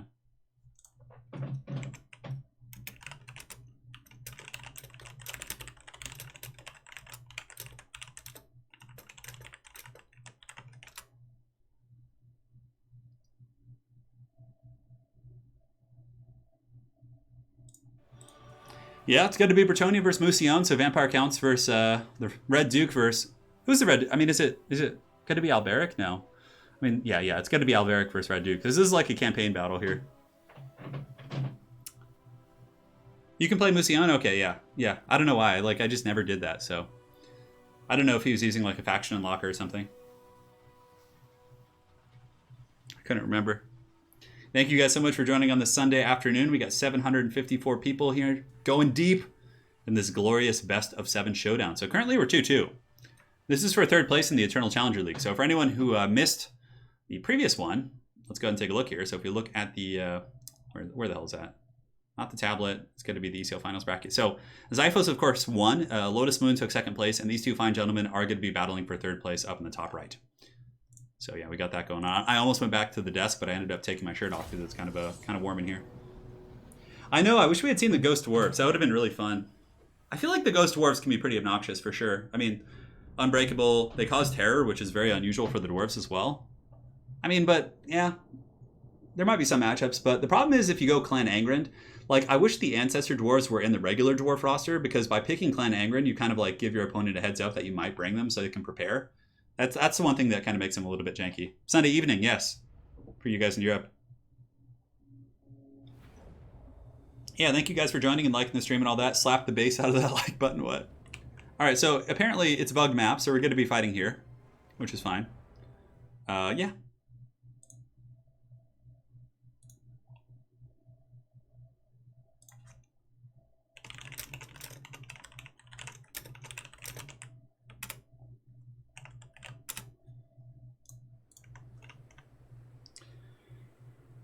Yeah, Ursa Damos told me, but I didn't see it. Sorry, it got lost in chat. Damn. It's okay. It's still a cool map. We're going to play it. All right, guys, so we have the trailer build coming in for the Bretonnians. We have the Green Knight, 2 groups of Pegasus Knights up in the sky that are going to be doing glorious battle with the Devils of Schwarzhofen. Triple Vargas. I wonder how that's going to go. I feel like the 2 Pegasus Knights with some magic support should do okay, but Red Duke, of course, has Invocation of Nehek. And I feel like the Red Duke would ride a horse. Like, you know, I feel like he's a Bretonnian, or he was, so the horse would be his thing, but I guess he's going to be on foot. Anyways, for the army of ElHalcon and Borderlow, looks like he's got Battle Pilgrims, Halberds in the back line. He has a Grail Reliquary, and it looks like a Damsel with the Lore of Life as well. Pretty standard stuff there. And Alberic is going to be on foot with his glorious trident. And we have the Defenders of Fleur de Lis, and Pegasus Knights, Green Knight. That's pretty much it. Very strange army, for sure. But, I mean, the Archers are going to be quite good against some of these big threats, like Cryptors and, you know, the Vargeist here. But, I mean, 4 Vargeist might be, yeah, should be able to beat 2 Pegasus Knights, actually. I mean, 4 of them, that's pretty heavy. So for the rest of the zombie army here for Felkon and Musion, we got zombies in the front line, Red Duke on foot. Secondary is going to be skeletons. The third line is going to be Graveguard, followed up by Cryptors. And yeah, just a ton of Vargeist. I mean, with Felbats too, I actually think that Musion is going to have the advantage in the air fight here. I mean, despite 2 Pegasus Knights being very strong, like, I don't think they're going to be able to handle that many Vargeists. On paper, it's a bit of a counter. The Tomb Kings won versus the Dark Elves in that trailer battle. Pretty bad. I mean, but it's funny because that trailer is like designed for the Tomb Kings, right? And the Tomb Kings just run over the Dark Elves in the trailer as well, so maybe there's something going on there. No Flying Paladins either, yeah. No Flying Paladins. Now, of course, the Bretonnians will win the fight on the ground, probably. Although Cryptors are going to be okay. There's only 2 Peasant Archers, and there's no like Knights of the Realm or anything like that, which I'm a little bit surprised about. But yeah, I thought Alberic would be on like his Flying Steed, and they would have like a big Air Force duel, but I don't know, guys. I'm a little bit concerned here for the forces of Bretonnia. The ferocious vampires surge forward, and yeah, there's 4 of them. I think, yeah, 4 Vargeists. That should be enough to win this fight. Yeah, and you can see the Pegasus Knights are like, screw this shit, we're out of here. That's probably the right play. Pegasus Knights are quite a bit faster, so I think you just run away. Run away from the pain for as long as you can, and as soon as the Vargeists are forced to land on some other targets, you then countercharge them. I think that's going to be the appropriate play there. So there's not really any magic damage for the Green Knight at the moment. You can see Green Knight here is going to be quite happy as well. Pegasus Knights thinking about countercharging here, but they really need to be careful. Like, I'm not sure what ElHalcon's doing with these. Yeah, he needs to pull back. He does get a nice isolation over here, and the Pegasus Knights are able to get a juicy charge. Man, look at the damage those Pegasus Knights are doing to the Vargeist there. Beautiful stuff, but now the second group of Vargeist is going to be piling in, and it could change the dynamic of this battle. Pegasus Knights over here are going to be taking a 3v1 fight against the Felbats and the double Vargeist composition. The Archers are helping quite a bit, and the Pegasus Knights actually performing very well here. The Devils of Schwarzhofen are getting melted pretty bad. And honestly, I feel like the game, to a large extent, is going to be decided by this Air Force battle. So on the ground, some zombies have been summoned here by Felkon, and the Red Duke has engaged in the front line. So the foul former Bretonnian Vampire Lord is going to be fighting against Battle Pilgrims. Should be able to cleave these guys pretty efficiently here in the front. Granted, he's taking some damage as well. And the Green Knight, Giles Le Breton, coming in, and he gives no shits. The Red Duke, he's like, you filthy traitor, we're going to put you down. So the Terrorgeists, the Vargeists are able to push off the Pegasus Knights over here, and it looks like the same situation is going to be taking place over here. So the Vargeists have won the day up in the sky, and though they took a lot of damage, they can still be healed by Invocation of Nehek, so I would say that was a huge win for the Vampires. Now they're going to be able to kind of dive the infantry and just have free range on the Archers and other tools like that. Granted, Green Knight, I mean, might be able to just kill the Red Duke. And I think that's what ElHalcon's probably going to do. He probably knows he's in a bit of a dire situation, so he's probably just going to be grabbing Green Knight and just hunting down the Red Duke, who's actually very, very beat up right now. So Red Duke kind of has to decide, does he want to use Invocations of Nehek to heal himself up, or does he want to heal the Terrorgeists, which again are very beat up. In the back, these Halberds were able to finish off the last of the Devils of Schwarzhofen, so the Devils have been taken out by the brave Sons of Borderlow. And yeah, those guys are down for the count. Vargeist on the other side struggling as well a little bit, but yeah, no, they're able to get on some Archers and do okay, so not a bad situation. The Red Duke on foot, cackling and being the mustache-twirling villain that we all love. And he's able to kind of get over here. So, Jason, to answer your question, Pegasus Knights do have anti-large, but again, it's still a numbers game. Vargeist hit very hard. They have 100+ weapon strength, so just a numbers game. Like, 1-to-1, like, Pegasus Knights will beat Vargeist heavily, but again, obviously in a situation 2v1, you have like 2,200 gold facing off against like 1,200 or something, so it's still good in favor of the Vargeist. Vargeist getting a huge rear charge in these Battle Pilgrims. No Battle Pilgrims do have very good leadership. A full surround from these gnarly monsters is not going to be fun, so they're probably going to break, actually. And the Green Knight has escaped from the morass of this filthy blob of Cryptors, and now he's going to be going after Red Duke once again. And it looks like he has popped the Dolorous Blade, so the Blade is going to give him a huge attack, about 86 freaking melee attack there. And the Red Duke hasn't been hit yet. He's pretty durable himself, and he's healing. He does have the hunger. He's a vampire, of course. But the Green Knight is hot on his tail, and the Green Knight is going to be incredibly tough to kill for the vampires. So the Trident of Manon does go down here from Alberic. He's able to get some okay value against some of the chaff units here. And it looks like the Bretonnians might be able to stabilize the center pocket as the Cryptors and the chaff units are starting to crumble, but The Vargas Goon Squad is still very much alive, and you can see they're going to be going after these archers and just causing a lot of disruption in the back line. ElHalcon is going to be responding very quickly by pulling these men-at-arms and surging into the Vargas and doing his best to kind of peel those guys.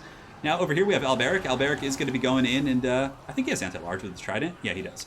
So Alberic's actually a pretty good answer against these Cryptors. Like, he's going to be able to get in there with his badass trident. Oh, look at him actually fighting with the trident. Oh, that was epic. The lag actually made that much more epic. He like dove in with the overhand trident slice. That was badass. Anyways, right here, you can see Alberic is going to be going after the Cryptors. And the Green Knight is on the hunt somewhere. Yeah, he's over here. He's going after the Red Duke. And the Red Duke is certainly running with his tail in between his legs right now. But the Vargas pressure is going to be really nasty. I mean, he needs to make sure to keep this damsel alive. But the Grail Reliquary is going to be super useful as well. If the Bretonnians can form like a Helm's Deep on top of that, that's going to be really tough for the vampires to break. But anyways, Alberic continuing to fight with his slow-mo, what is it? I was about to say Captain Ocean, but he's not Captain Ocean. He's Aquaman. Yeah, he's Aquaman. So he's getting in there. He's got his trident. He's taking some blows from the Cryptors, but he should be able to take it like a champ and potentially take these guys out. Halberds are still fighting pretty well. Also, Green Knight is on the hunt, but the Green Knight needs to get out of there. Green Knight has really bad mass, actually. He has problems getting away from, like, look how slowly he pushes through these zombies. Like, it is so slow. So he's trying to get away from the zombies.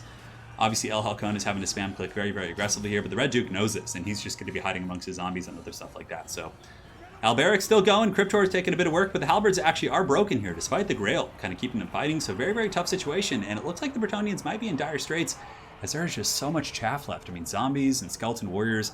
Some archers are coming back online, though, which is going to be quite useful, and they're shooting up at the sky against the Vargas, which is good. I mean, if he could finish off these Vargas over here, that would also be quite helpful. I mean, yeah, that's okay. They're mixed up here. I was going to be like, that's not 2 Vargas. That's a lot more than 2 Vargas.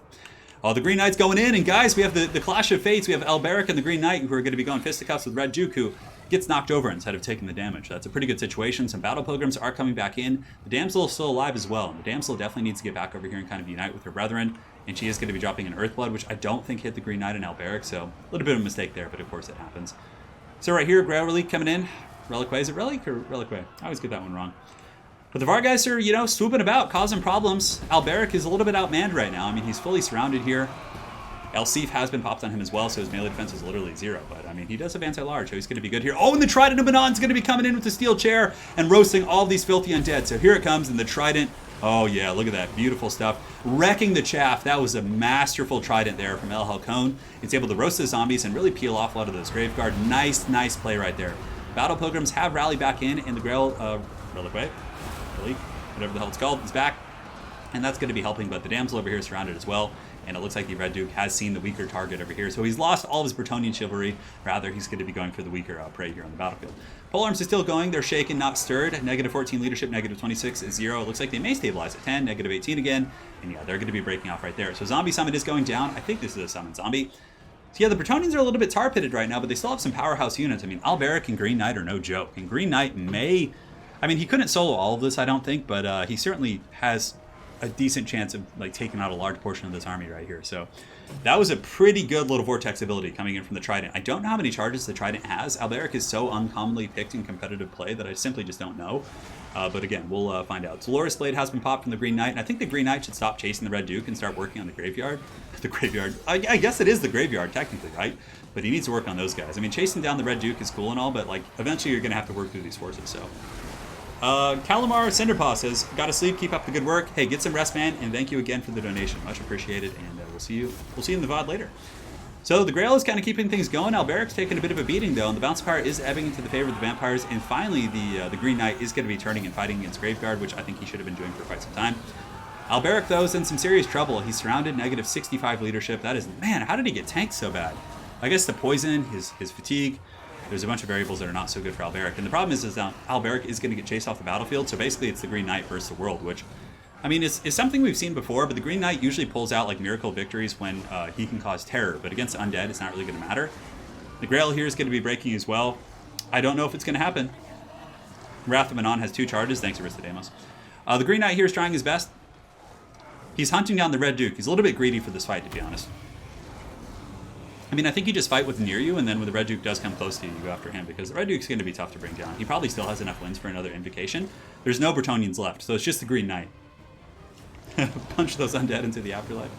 Elsif has been popped, so the Green Knight literally has 0 melee defense now, which means despite his huge ward save against physical resist, he's going to be taking some heavy damage because everything is going to hit him.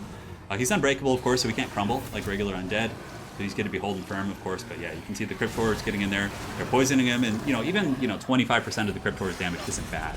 Plus the Red Duke coming in there, and it looks like the foul Legion of Musion has claimed victory over Bordelot this day. It was a close fight for sure, but I think the Pegasus Knights going down early was like, ElHalcon was on the ropes like the entire game.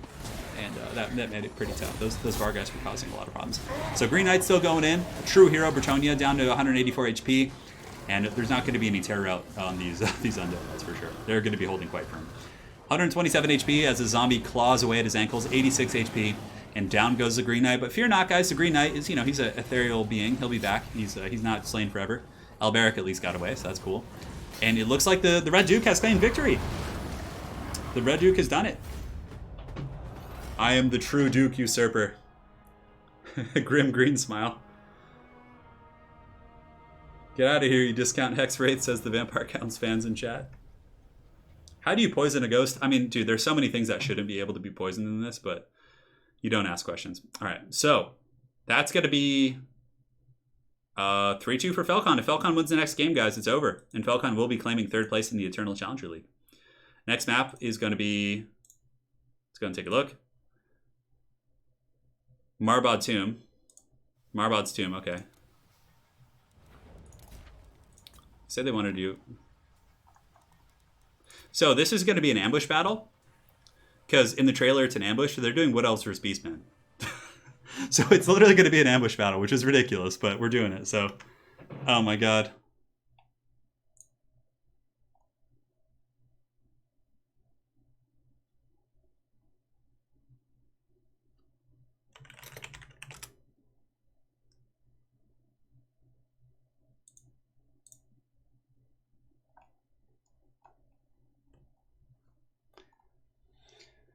Alrighty, guys, we're going.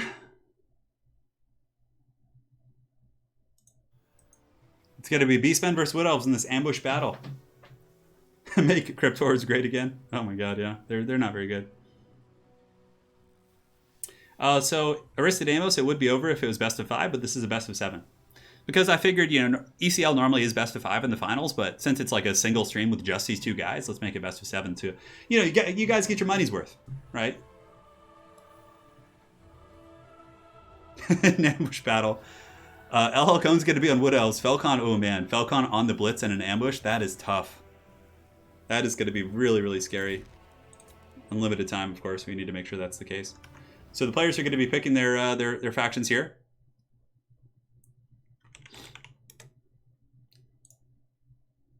All right, 1 second, guys. Just playing with some settings here.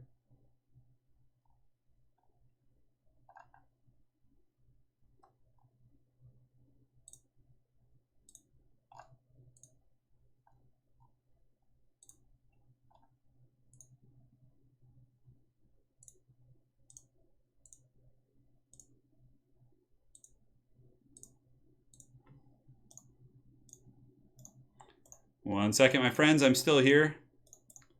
I'm just messing with some of my my stream settings because they looked a little funky as I get ready for this last glorious battle.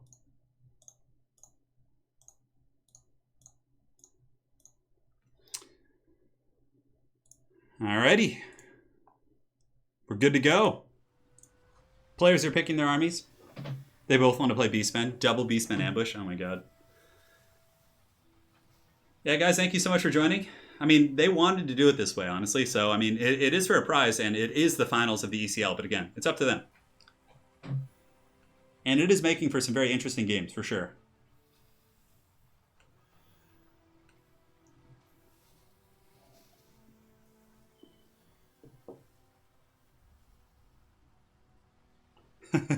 Crypt Horror Deimos. That's pretty good. Yeah, I mean, if Bretonia had 3 Pegasus Knights, they would have won that game 100%. Well, the problem with Crypt Horrors to win is that, like, even against Greenskins, Greenskin archers will tear them to shreds. And Greenskins typically do bring a lot of archers in the undead matchup to kill Mortis engines. So you're basically just picking into something that is going to be, like, already countered, right? Crypt Horrors, if they have any niche applications, it would probably be against factions that have poor missile play. Like, let's see, probably Chaos. Maybe they have a niche application because, like, they can deal with Chaos Infantry pretty effectively. And, like, Chaos have Horsemen, but Typically, vampires should have plenty of pressure on the Marauder Horsemen. Granted, I mean, if they're going with Mortis engine play, not so much. But yeah, maybe against Chaos they have a niche application. Very niche. I still wouldn't even say competitive, but... Rohit now here says, speaking of getting our money's worth, great stream, by the way. Thank you so much for the $10, man. A nice Chaos Star. I'm a fellow heretic myself, so I do appreciate the support, man. Thank you, man. Yeah, so it's going to be Kazrak probably, and hopefully it's going to be Orion. Orion would be pretty good against like a Blitz because he causes terror and is pretty like, you know, pretty durable himself. So we're ready up here as ElHalcon gets the last of his army picks ready. I mean, I think the Beastmen have a huge advantage here because they're the ambusher, but or maybe the... Oh, no, wait. The Beastmen are the one that get ambushed here. Yeah, because in the trailer, remember like the Hawk Riders? The Beastmen, in the Beastmen trailer, they're the ones who ambush the Empire. The Wood Elves are the one who ambush the Beastmen because they're like trespassing. Yeah, that's it. The Vampire Counts don't use missiles, probably because... I don't know the lore reason, Mr. Turkman. You'd probably have to ask like Lore Master of Sotek or Italian Spartacus or one of those guys. They're clumsy, yeah, but I mean the Tomb King skeletons are like more like capable than the necromantic ones because they still have their own like will, you know? I think that's probably like a lore explanation. Thank you, Rohit. Appreciate the donation, man. And here we are, guys. Next match of the day. It's going to be an ambush battle, recreating the trailer showdown with the Beastmen and the Wood Elves. And yeah, I mean, I feel like the Beastmen are going to be fine though. Like, if I were the Beastmen, I would probably just like deploy my entire army over here, like up against the back, and just like you could have like just a wall of doom and then easily deploy outward, right? Like, yeah, what's to stop the Beastmen from doing that? Like just forming a blob down here and then fanning out? Like, why would you deploy in a straight line like this? That's what I'm thinking. So, for the armies of the Wood Elves, we got Treekin, we got Dryads, we have a Tree Man, and it looks like a couple groups of Eternal Guard with some Azrai Spears on the far side. We have Mel Gibson, and we do also have a Spellsinger with the Lore of Life, and it looks like some Wild Riders. So, yeah, pretty much the stuff from the trailer. I can't give you guys too much competitive analysis on these builds, aside from the fact that Wild Riders are pretty good, Azrai Spears are decent, and Orion actually isn't bad against the Beastmen. You know, he causes terror, like I said, and that can be very powerful against these troops. Dryads on the other side as well, and it looks like Felkon is going to be staying in the... he's going to be staying in his lane. But he does have Kazrak One Eye, which is on foot, Brayshaman with Beasts, and a bunch of Angry Beasts. I don't know how this is going to go. This might actually be good for the Beastmen, because they're so close. Like, they're going to be able to get some really powerful charges off, for sure. Oh, okay, they can't deploy? Okay. Yeah, I never play ambush battle, so, like, I'm not sure how the technical aspects of this go. So the battle's underway. Oh, yeah, look, they're, like, marching like it's an ambush. Like, oh, we don't see any of these Wood Elves nearby, but the Wood Elves are going to pounce, for sure. But let's see how quick Felkon's micro is. So the Razorgar herds, oh man, this is going to be painful. Oh, but Felkon does get the counter charge for the most part, at least with the Centaurs and company. Yeah, you can see he just like kind of panic charges everything. Vestigors are going to be turning around here. The Beastmen get a pretty nice little wrap on the Wild Riders here. The Horn of the Wild Hunt hath gone down, so charge bonus popped from Mel Gibson as well. But it looks like the Beastmen might be able to fight their way out of this pocket with the Vestigor support, but I don't know. That's a lot of Wild Riders coming in. Cygor, in the meantime, is going to be battling Mel Gibson, so the Master of the Wild Hunt is just, oh my god, he is just doing the dirty to this Cygor. This Cygor is having a terrible time. So the Eye of Moorsleep going down, and I think this is going to be a very quick Wood Elf victory because the Eye of Moorsleep is so isolated over here. I mean, if this thing could survive and the Beastmen could form up a pocket on it, maybe, but without the Eye of Moorsleep, like, I just don't see the Beastmen winning this. Mel Gibson's, you know, he's taking some damage himself, but, you know, the Eye of Moorsleep is now down. So yeah. Just brutal stuff. Over here you can see the Vestigor herds are going to be fighting here. The Beastmen still have a bit of a pocket of strength. I mean, they have some spears and Vestigors and whatnot, but, I mean, there's so much pressure. I mean, and this Eye of Moorsleep is going to get chased off by the Wild Riders here from ElHalcon, so I don't know, guys. I don't know. The Beastmen are going to be trying their best. Centaurs and company doing their thing. It looks like there is going to be some sort of a bombardment here, so the Hawk's Talon or the Hounds of Mel Gibson are going to be coming down. So the Hounds of Orion have been popped here, going to be tearing into the Beastmen forces, and somehow, some way, I don't know how this is possible, but the bounce bar is actually even. And it looks like the Beastmen have kind of got a bit of a second wind here with their pressure. So despite being ambushed, the Beast herd, the Bray herd is going to be pushing forward. And oh wow, the Beastmen surge out of the forest. So despite the fact that, all the stuff really got pounded in the beginning, the Beastmen come back out and they actually clean up the Wild Riders pretty easily. And the Wild Riders are suddenly in a bad situation. I mean, there is a chance that the Eye of Moorsleep might even be freed up. Centaurs are going to be charging in from Felkon. Oh no, and the Eye of Moorsleep might come back. And suddenly, it actually looks pretty good here for the Beastmen. I mean, Vestigors are going to be able to just feast on the souls of these units. The Tree Man, of course, here is going to be going after the Brayshaman, which I would imagine he doesn't have the Manticore summon, so Over here we have Gorherds fighting against Dryads and a Spellslinger, so that's going to be good for the Wood Elves. But Bestigor is really putting a number on a lot of these troops here. Where's Kazrak, by the way? Kazrak is, I don't even know where Kazrak is. Yeah, here he is. He's working on the tree men here, which is quite good. And is the Eye of Morsleeve going to stabilize? If it does, that's huge. 359 HP, 8 leadership. Is the Eye of Morsleeve going to come back? You can see some of the Wild Riders are trying to make sure it doesn't. It's a very, very pitched fight over here to kind of secure the situation. I can't believe we're actually having a close game here. Like, I really thought it would just be over. Yeah, and for anyone joining, it's they're doing kind of a fun best of 7 today. It still is the finals for ECL, which is typically very competitive, but today they decided to redo all the trailer showdown. So every trailer for Total War Warhammer, they're basically recreating those battles. So interesting stuff for sure. So anyways, Gorherds and company here have a full surround on Orion. So Orion's in a bit of a tough situation, but thankfully he's very tanky and probably does have the Cloak of Isha, so he's going to be very tough to kill. The tree man here is slowly going down, but not before he takes out that Break Shaman. Man, he just whipped that guy into the Shadow Realm. Kazrak One-Eye does have pretty low AP values, but still pretty high weapon strength overall, so he should be able to do some okay work against those guys. But it's a very close fight. It looks like the Beastmen actually have won the mobile fight. You can see here that the Centaurs and these other troops here were able to kind of clean up a lot of the scraps. And man, I can't believe that Felkon might actually win this, considering he got ambushed. That's pretty incredible. So right here, you can see Orion is going to be dropping some sweet Hawk's Talon right here, which is going to net him a lot of value against these Beastmen, but he's still surrounded and he's still going down rather quickly. But this rear charge might be able to break some of the doors. Hard to say. Up in the sky, the Spellslinger is still alive, so does he have regrowth? It looks like just Earthblood, so Orion could get Earthblooded as well. And Kazrak is slowly working down this tree man, very, very slowly. I mean, the tree man is tanky. It has, I think, 100 armor plus a massive amount of physical resist itself. Bestigor Herd still chopping down these Treekin over here. They were able to clean up the Dryads there, and now they're working onto the Treekin. And Orion is able to kind of stabilize his pocket, but Gorherd's hit very hard, and Orion is going to be taking a lot of damage. His melee defense is okay at 40, but it's not like, you know, a godsend in terms of stats. The Eye of Morsleeve did get chased off. Bounce of Power still slightly in the favor of the pigs, as Kazrak One-Eye is able to pretty much take out this tree man, and you can see he's literally whipping the legs of this tree. Like, I don't know what that would actually do, but, you know, he's doing it. Yeah, they're missing the Hawk Riders from the trailer. Yeah, that's true, actually. So a little bit of heresy here as far as the builds go. But you can see Kazrak One-Eye might be able to get rid of this tree man. Hard to say. Orion is fully surrounded, but he's trying to kind of unify with the tree man. Nice Earthblood coming down from the Wood Elves. There could be some terror routes as well, and you can see Orion actually gets a terror route on the Ungor Spearmen, which is pretty big. And maybe, just maybe, Orion will actually run away from these guys and come around and help take out Kazrak. It's something to be said. It could happen. So Bounce Power is pretty even. Still, I would say slightly, no, that's like dead even. I don't think anybody's really in a clear state of advantage, because the Spellslinger is also pretty powerful. I mean, 3,500 HP with, you know, decent combat stats. 44, 30, and 390 is certainly no joke.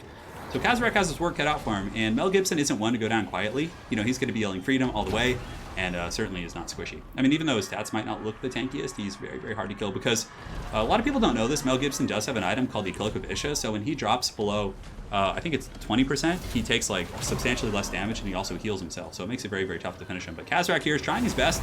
He does have his whip, but another heal is going to be coming down as well. The Earthblood is huge here. And is Kazrak actually going to be going after Orion? I mean, thankfully Kazrak is infantry size, so Orion isn't going to get his bonus for his large. And in a straight up duel, Orion would just annihilate Kazrak. I mean, Orion is literally a demigod, but, you know, Kazrak gets in there with his whip, gets a nice little attack, and we do have the Clash of Fates.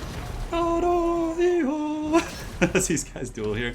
Kazrak pops the Scourge, which is going to help. He gets a nice whip on Orion, but Orion is he's unbreakable, so it doesn't really matter. And the Cloak of Isha, if we go ahead and take a look here, it does give him a 44% ward save. And also there's a Tree Man here. That's pretty scary. So the Tree Man here, oh my god, are they giving them the glorious Duel of Duels? The Beastmen are kind of in a mass retreat right now. Some Gorherds over here might want to come back in. It looks like he's going to be chasing off these troops here, but I don't know. I feel like Kazrak's going to win this duel. Oh man, Orion's in a little bit of trouble, guys. 168. Orion needs to run. Oh, and he gets taken out by Kazrak One-Eye. No mercy here from Kazrak. And now the Tree Man's going to be coming in. I think they did that just to give a glorious duel, which is so haggard. But obviously, you would usually want to run away and just start throwing your spears and things like that. But yeah, he needs to cycle charge. He needed to cycle charge. I don't know if that was intentional or not, but Kazrak here is probably going to lose to this Tree Man, especially if the Spellslinger gets some good rear charges. So here it comes. And Kazrak gets knocked over on the ground. There's Treemen coming back in. And is there a Brayherd coming back in? There's 41 Gores over here. Gorherds, Bestigors. Yeah, he needs to get all those guys back in, because as strong as Kazrak may be, I mean, I wouldn't call him strong, but he's going to be able to kind of hold here. He's a grumpy goat. He's actually a clever grumpy goat. Kazrak by Beastman standards apparently is very clever. So yeah, he's looking pretty grim though. The Tree Man's trying, but the Bounce Power is coming back towards the middle as the Spellslinger is going to be rear charging here, which is really going to tank the leadership of Kazrak. He might actually be able to just break him. And yeah, there's some Beastmen coming back. You can see the Bestigors are coming back in, the Gorehords are coming back in, and I don't know. It looks like ElHalcon's probably going to take this one, actually. I mean, yeah, Kazrak needs to survive. He basically just needs to endure here. And he's actually, you know, breaking down the tree men relatively well, but the tree kin are going to be hard to break. Is Kazrak going to win this fight? ElHalcon is cycle charging, of course. 1200 HP. Kazrak breaks here? No, he's terrified. Okay. So he gets terrified, so not a natural break. And the Goreherds here are chewing away at the Treekin, but the Treekin are like super tanky against those type of threats. There are some spears coming back in as well, so if Kazrak can get a bit of a second wind here, maybe with this force, maybe, but I just don't think so. The Tree Man, oh, the Tree Man's actually broken, guys. I don't know how it broke, but it broke. And maybe Kazrak will turn around and give the business to this Spellsinger. Hard to say. Wow, okay. Kazrak is the GOAT. He can still cycle charge with the Spellcaster. That's a very, very good point. And also there's some Azrai Spears over here. There's 26 of them, so that's not a joke either. Kazrak getting hit. Oh, Kazrak needs to turn around with his whip. Come on, Felkon, get in there. Get that Kazrak whip. He does like a full circle before he goes. And the Treekin are broken. So basically it's just a Spellsinger now. Spellsinger a little bit trapped up by the spears here. And oh, Kazrak's coming in with his whip, baby. He's pissed. He's going to whip this bird. No, the bird gets away. And it looks like the Wood Elves have got a bit of a second wind here. Oh, and Earthblood hits. It hits the Treekin. It hits the Tree Man as well, who's shaken. And the Azrai Spears are very strong. They're pretty elite troops. They have good leadership. So those guys are going to hold for quite some time. Kazrak does get hit with a charge, and that's going to be army losses. Man, the stream's been going for an hour and a half. It's been pretty fast here today. So Kazrak tried his best. He killed a demigod with his whip, which is, I guess that's Warhammer Fantasy. And yeah. And it looks like the Beastmen narrowly won that ambush battle, which is pretty impressive. All right, so let's go ahead here and update that. Orion, the Dark Lord Mel Gibson has still claimed victory from the grave. And we have 3-3 here. In this final match here, this is going to be it. This is for all the cookies. All right, so last map here is going to be the Shrine of Cain. Oh, it's going to be Harganeth versus Avalorn. Okay, so I think that's not an ambush battle. So let's go here. Shrine of Cain. You don't see that terribly often, do you? The Beastmen nearly took it. Yeah, but honestly, ElHalcon had that game in the bag. Like, if he wanted to just pull Orion back and kite and throw his spears, he would have won easily. I think he just wanted to give you guys the glorious duel. The Shrine of Cain. So we have, you know, Harganeth facing off against Avalorn. We have the Crone Helebron facing off against the Pigeon Queen. Yeah, it's going to be good. It's going to be good and tasty. So good and tasty. Oh, these guys are ready. They had this build ready to go. Oh my goodness. Okay. All right. So guys, this is the last game of the day. Pretty quick stream for sure. They did Tomb Kings vs Dark Elves in the very beginning. Yeah, that was the first one they did. So for anyone who's joining, this is the finals of the Eternal Challenger League Season 2 for third place. It's the third place match. And Felkon and ElHalcon, 3-3 series. The players decided to do trailer battles. So each of them is playing an army from the respective trailers. So they're just recreating the trailers. And they're still playing to the best of their abilities, hopefully, and trying to win. But obviously, they're using pretty ridiculous armies. But both armies are usually pretty haggard from the trailers. So it makes for a pretty fun situation. Yeah, I think they had the same funds during the ambush, yeah. And hey guys, I didn't pick these maps. I let Felkon and ElHalcon pick these maps. I would never have picked these maps in a million years. But they wanted to do it. This is like, look at this shit. It's just like this plateau of doom where they fight. Oh man. This is the last match. It's 3-3 right now. So the winner of this obviously will claim third place in the ECL Season 2. Yeah.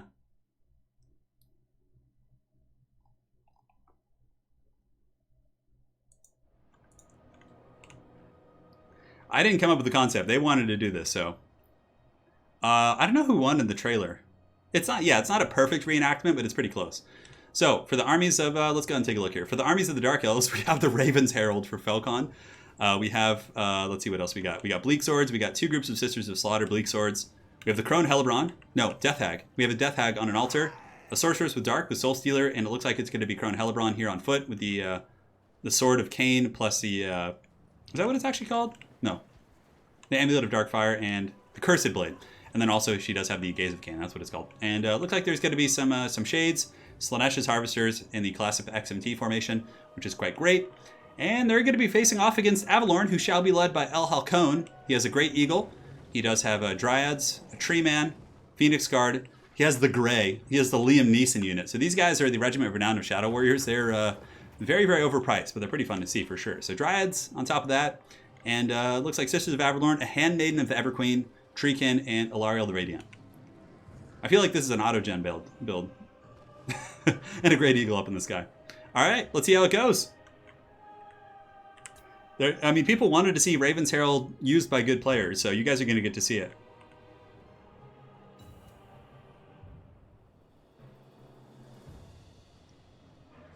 This map is so janky. Oh my god. It's just like a giant pit fight up on the high ground. So both armies are going to be fanning out into formation here. The Crone Hellebron leading her Death Hag contingent. Yeah, the Raven's Herald is probably one of the most unused RORs for sure, and it's not going to have a great home here. I mean, if it can stay away from the Sisters and the Grey and all the Archers and the Handmaiden and pretty much this entire army, it might have some application, but if it can survive to the late game and attack like a Great Eagle or a Tree Man or Treekin, its AP values could certainly help. I guess the ideal target would actually be the Phoenix Guard, because it does have good AP. It just has problems with surviving, because it has 30 armor, no missile resist of any support, and goes down just like a sack of potatoes, which is going to be a little bit tough.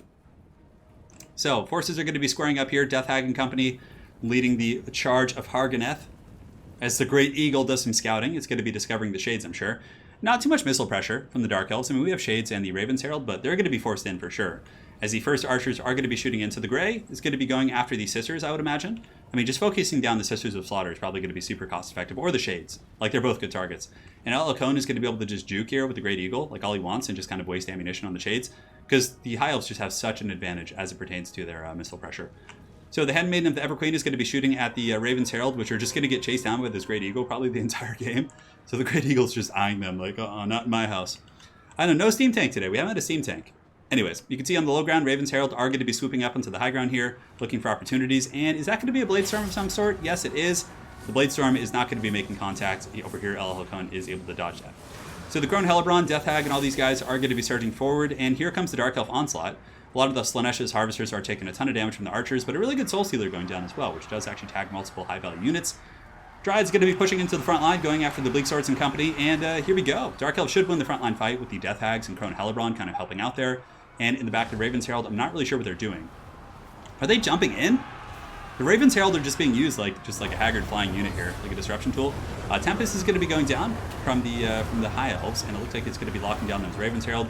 Crone Hellebron somehow got in the back line, so the Crone Hellebron has gotten into the sister line, and there's also a Death Hag back here, so that's a little bit tough. I mean, the Everqueen's Court Guard are very expensive, guys, and they're going to be going down rather quickly, but in the front, the Dark Elves have won the fight pretty handily.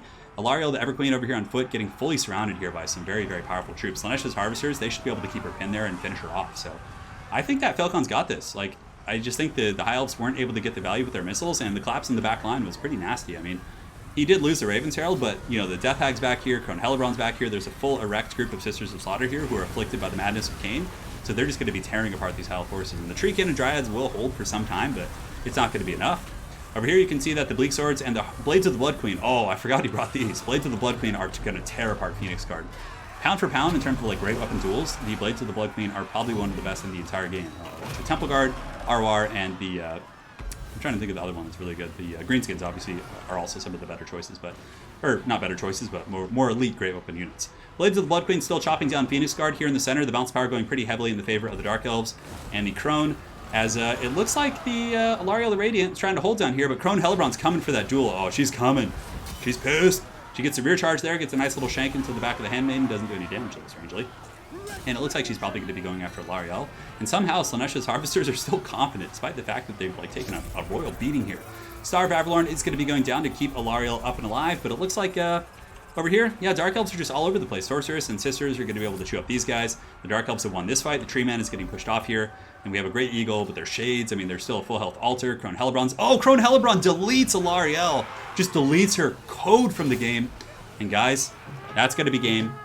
As Felkon is going to be the third place champion of the Eternal Challenger League, claiming it with his Crone Hellebron Raven's Herald build. So apparently Raven's Herald are just a top tier backline diving unit, as we saw in this game. And yeah, that's that. That is that. As Felkon is going to be claiming third place in the ECL. let's go ahead and do this and update this and do this and do this. And let's go ahead and update the bracket. Felkon is going to be claiming 3rd place.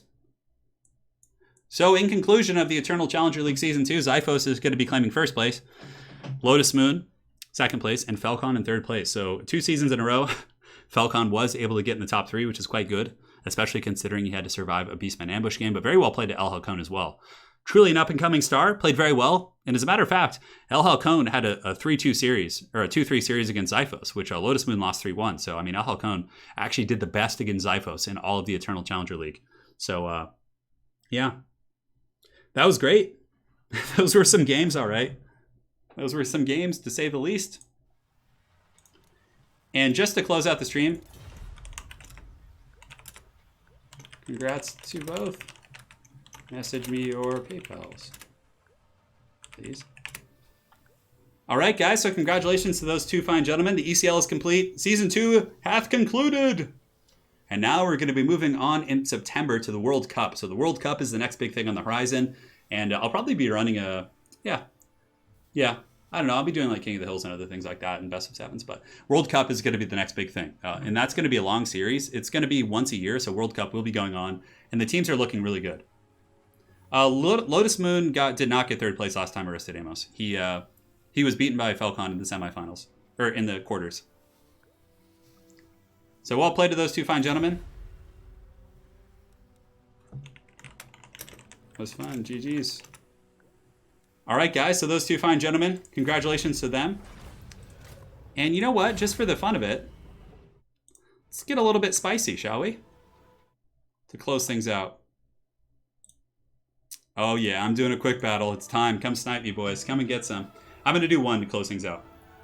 Yeah, the World Cup's coming up next. That's going to be starting in September.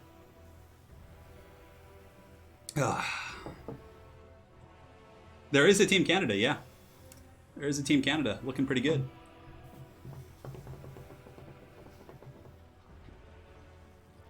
We have like 19 teams now, or 18? I have to figure out how to do the brackets and everything. So we're playing Silver Coin here. Let us go with the Dark Gods call. Could do the Dark Gods. You guys want the Dark Gods, or do you want some Tomb Kings? I'm feeling the Dark Gods. Let's go Chaos. There is no Team South Africa now. All right, so let's get. Do we need an army blocker? Ooh, this is a fun one. I like this matchup actually. So I'm gonna use a build I brought the other day against Felkon, and I had some pretty good success with. So let's see how this goes. Almost heaven, West Virginia, Blue Ridge Mountains.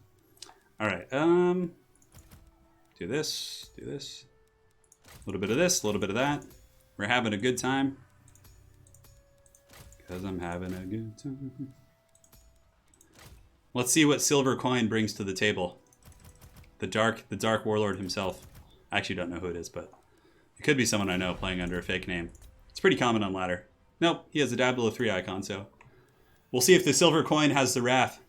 Yeah, thanks for joining, guys. We're just going to close out with a quick battle here because it should be fun. What do I want to bring for the last unit here? That looks pretty good. We have answers for most threats, I think. And, oh, do we want some of those guys? Some doges. Get some of these. That's fine. All right, let's do it to it. Good luck to my opponent, Silver Coin, and here we go. Is there a webpage for the World Cup? No, there's not. I'm just running it out of a Discord, but you know, I could actually maybe make like a Haggard website for it. Yeah, that might not be too much work. But again, right now I'm just in the team building stage, so we're going there. So we have tournament players from a multitude of countries playing. Some more skilled than others, obviously, but it's going to be good. Like, there's not, like, every nation has, like, a pretty good roster. Whoa, spinning like crazy. Yeah, I know, it's, the Goblet is glorious. All right.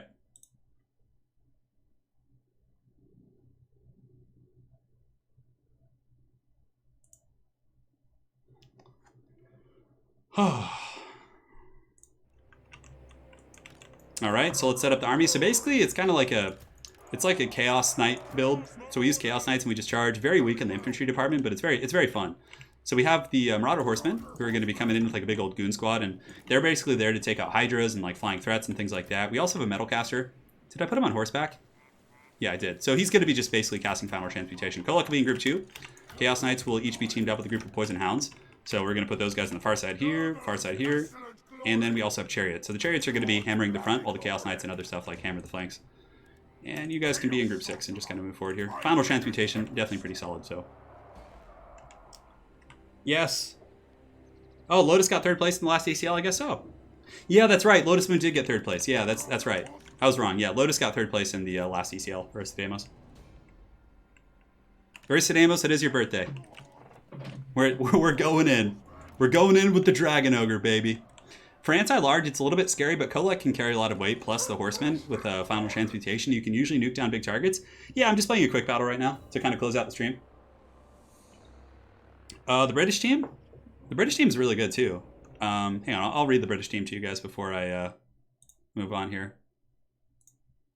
Server settings, 1 sec, members. The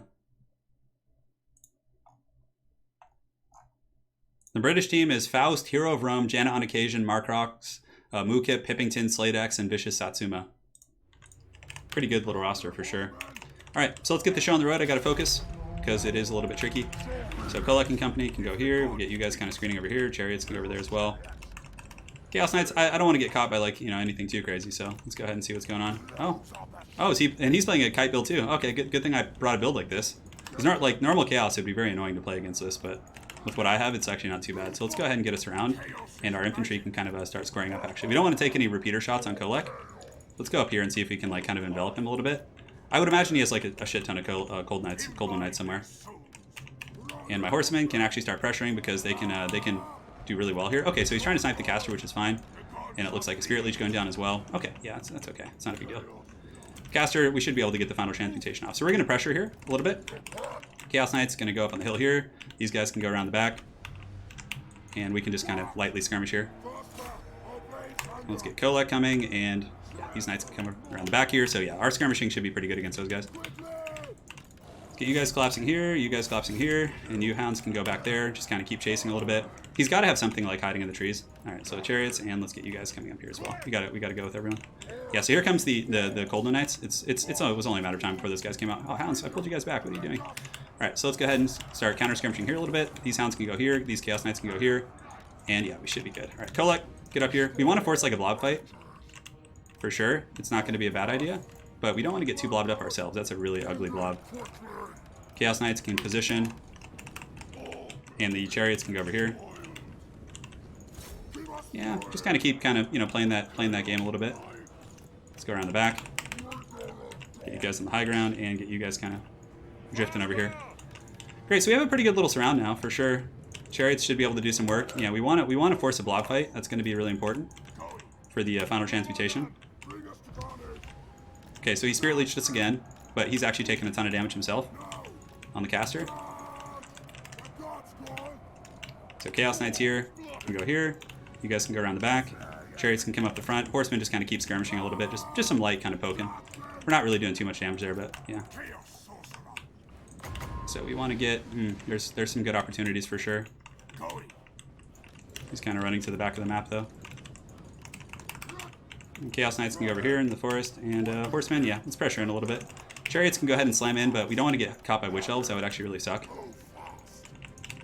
Get in the trees. Yeah, we can just throw those guys for now.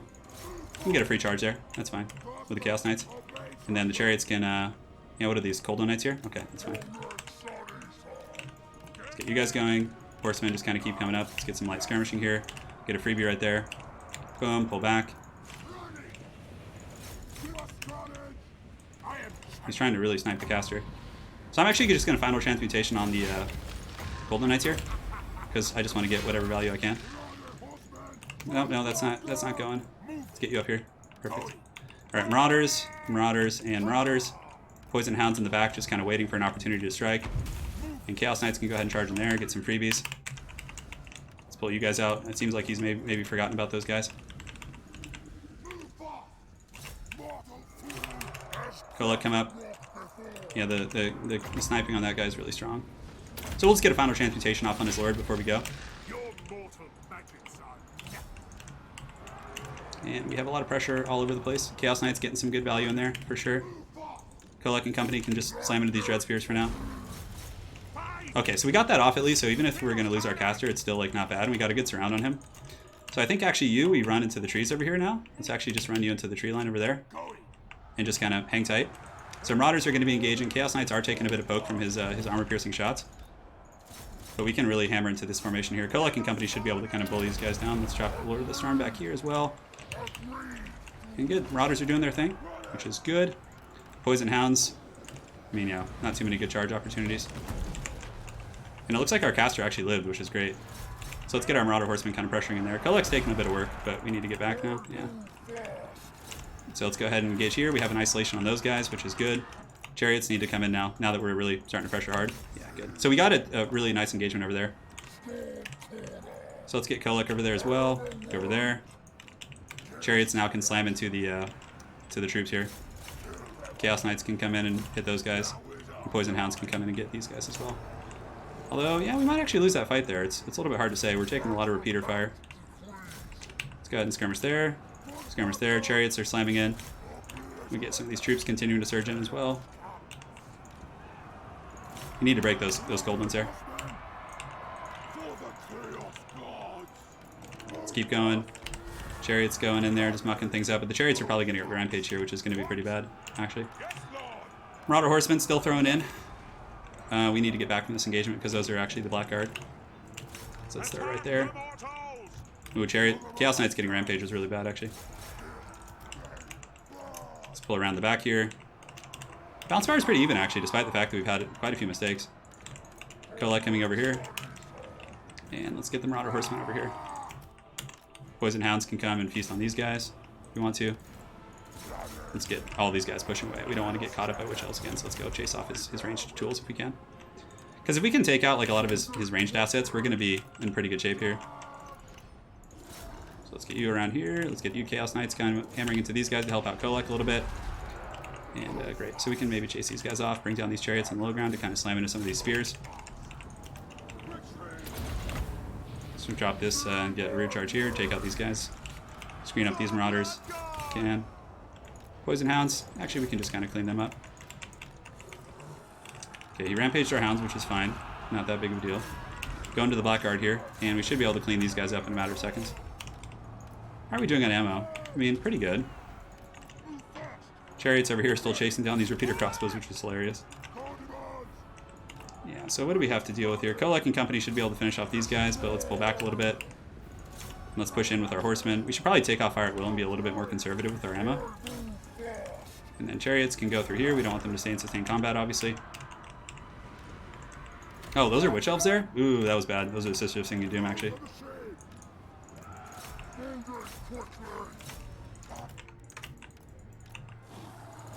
Let's go get those Dark Riders if we can. And these Poison Hounds can swoop into those guys. We got guys coming over here, too. So getting some decent alpha strikes, for sure. We just have to be really patient. I mean, Kolek is going to be able to do some great work if he doesn't, like, get gooned out. And, you know, if we can get rid of his Dark Riders, I think we're in good shape, actually, despite the bounce power. So let's go ahead and throw out some of the Sisters here if we can. And let's just get a volley on those guys. These are Chaos Knights back here. That's pretty good. Alright, Chariot Goon Squad. Let's pull you guys in. Chaos Knights are still chasing down the Dark Riders. Let's bring them in the back here. Lord of the Storm will be going up in a second. The Dark Riders are a bit of an issue for sure, but maybe we should just reform our armies. Back, we just need to really try and get those Dark Riders off. Oh, we caught some of them. That's good. That's really good. And Lord of the Storm is down, so we can drop that right there. Get a little bit... Ooh, that's not good. Yeah, we should have juked those shots earlier. We shouldn't be taking those. Yeah, we'll just be juking here. That's fine. Let's get you guys going after these guys. Chariots can slam into those if we want to. He might, like, try and come at us with the dragon. Let's kind of keep going here if we can. If we can just break some of these guys, that'd be so good. Come on, Chariots, you guys need to live. Maybe I should have attacked there. Now Poison Hound's got a little bit caught up there with some Dread Spears here too. Not sure how that happened. Okay, so Chariot's got punished a little bit, but we have a pretty open opportunity over here. Let's get these guys going. Poison Hound's in there. Kolek juking a little bit. Chariots need to get back. Let's pull you guys back over here. Come on, Kolek, get over there. Come on, Dragon Ogre Beast. Let's go here, get the Chariot slamming into these guys. You need to juke a little better. Pull you guys back. And then we'll get the Horsemen kind of thrown in against the Sisters. If we can. Oh man, army losses. I feel like we had a lot. Man. Yeah, he played really well. That was a great game, as a matter of fact. I'm going to cast that separately. GG's. Yeah, it was a strange build, but I thought we might have been able to make it work, but he did a really good job keeping his crossbows protected. Like, there wasn't like a moment he let those guys get caught and things like that. Yeah, I'm surprised we got hit with army losses there, because I felt like, I guess Kolek was really low. So, had that been the case. I'll do one more match, guys, by the way. One more for the day. He did, yeah. And well, him sniping my caster was really strong too. Like the gooning with the Spirit Leech spam. I maybe should have just kept him back in the trees or something like that. All right, Mofo, let's see what you got. I'll play a more normal build. I usually don't play like kind of kitey charge builds like that, but yeah, the Chaos Knights didn't do too well. Chaos Knights didn't do too well. All right, we'll go Tomb Kings. We're in the desert. Let's play the Bony Boys. Let's have some fun. Hey. Oh, GG Silver Coin. If you're watching the stream, GG. Sorry I didn't get to say GG to you.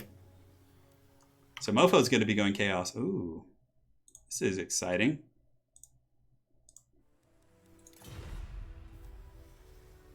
Oh, was that you, Aristodamos?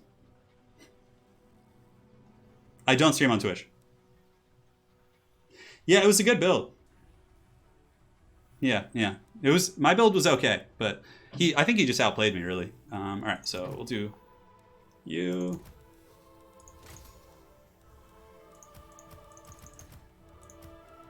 I have so many fun builds against Chaos.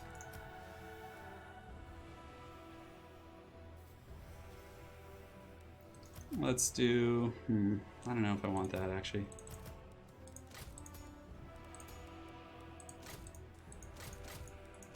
All right, so let's do you and you. Well, yeah, my typical build against Dark Elves would be more infantry heavy, but it would have been way better to just go with infantry like Chaos Warriors and stuff against all of his missile play. Because he didn't have too many like Cold One Knights or things like that, so I don't know. Just in retrospect, I think I should have played it a little differently.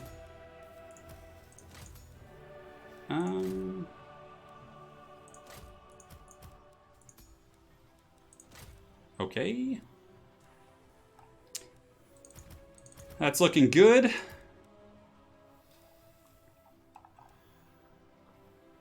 Yeah, Tomb Kings are really fun. Tomb Kings, I really enjoy playing these guys. I mean, I don't like playing the Tomb King Monster Mash. I find it a little bit boring, but we're going to be trying something a little different here. Because, like, yeah, just getting, like, Necrosphinx and going and battling, I know it's good, but it's just, I don't enjoy it that much, so. Alright, so let's do this.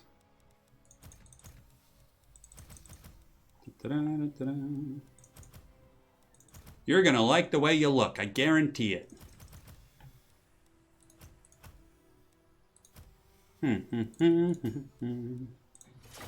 All hail the mighty, he's arising from the deep. Yeah, I don't care. I mean, like, if they want to see my build that bad, it's like, so be it, but yeah. Getting some water. H2O.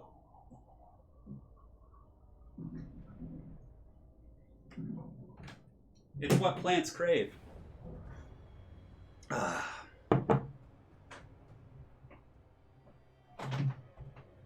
No Iroh Titan. We do have Arkan though. Arkan is here. He's cackling, and like I know Arkan on a chariot isn't always the best, but I just love using him. So it's one of my weaknesses. All right, so let's go ahead and do this. You know, and if my hand ever gets better, I'm of course doing treatments for it. I'll do quick battle streams more often, and I definitely like to. I usually just grab Arrow or Felkon and get a couple games in, because I know there'll at least be good. There'll be good matches. All right, so basically here we have Arkan with a little bit of chariot pressure to deal with infantry. we have the double Tomb Prince Goon Squad to deal with large threats. So Shopty Great Bows, the Skeleton Spears, and one group of regular Shopty just to kind of like give us some presence in the front or when the fighting starts. All right, so these guys be in group 1. Shopty Great Bows can be in group 4 and 5. Skeleton archers are there just there to deal with you know, Marauder Horsemen and things like that. And you can go here. All hail the mighty. I don't know if it's going to be oh, that's a lot of infantry. All right, great. So let's go shooting at some trolls. It's troll hunt season, boys. Let's go here. Tomb Princes can come, and you guys actually, I'm going to go like harass the middle a little bit just to try and force them to the mofo is coming for us. Shopty Great Bow are going to be scooting out now. We have some good harass here. Drop some skeletons to kind of tar pit the advance a little bit. Skeleton archers just shooting into trolls. Let's actually get these guys going here. Yeah, I'd like to get some harass in the front line, but I have to be respectful of the of the chicken. So Arkin's gonna pull back a little bit. Yeah, let's go over here. And we'll get you going here, you going here, you going here. Shopty aren't doing as much damage as I thought they would against the trolls, actually. So let's get you guys going up. Spears up, spears up. We don't want to forget about you guys. Tomb Princes might actually get beaten down here. I might have made a mistake with that. Let's pull you back a little bit. And Chariots need to keep coming in here. So we'll pull away from the trolls, obviously. It's going to be pretty important. Pull you guys back, get you guys going in, get you guys going in there. You guys engaging right there. This is pretty good over here. We do have a nice little strike here. This Tomb Prince is in a bit of trouble, but that's okay. And let's go here. These are Shopty Great Bow need to fall back a little bit. You guys fall back. And Arkin on the Chariots are doing pretty good. We're comping a lot of his infantry. But the Troll City is going to be hard to deal with, that's for sure. Alright, great. So we've dealt with some trolls here, so let's get some horsemen to go chase them off. This Tomb Prince can come up and around here, which is going to be better. And you guys can just start shooting into these trolls here. So the curse is going down. Yeah, so we're taking a lot of damage actually from the troll squad. So let's shoot these chaos trolls and shoot these chaos trolls right here. Get the spears back here to kind of protect a little bit. And yeah, so we sacrificed one of our lads. And does he have any good infantry, or is it just all marauders? Oh shit, oh shit, oh shit. I just gave an attack order to my whole army. Okay, so you guys go out there. You guys keep shooting if you can. Great. So spears, you Shopty Great Bows, just kind of keep piling in here. Let's get the chariots back. We need to stay away from the troll pound city. I don't know if there's any like great targets, to be honest. Staff Nagash, you don't really need to do that. So is there any good infantry? Oh, it's just Chaos Marauders. Okay, that's fine. So we'll actually just start Spirit Leeching the trolls down, which is going to be fine. Boom. Great. So this Tomb Prince is safe for now. We're just going to use him to kind of protect the Shopty Great Bows.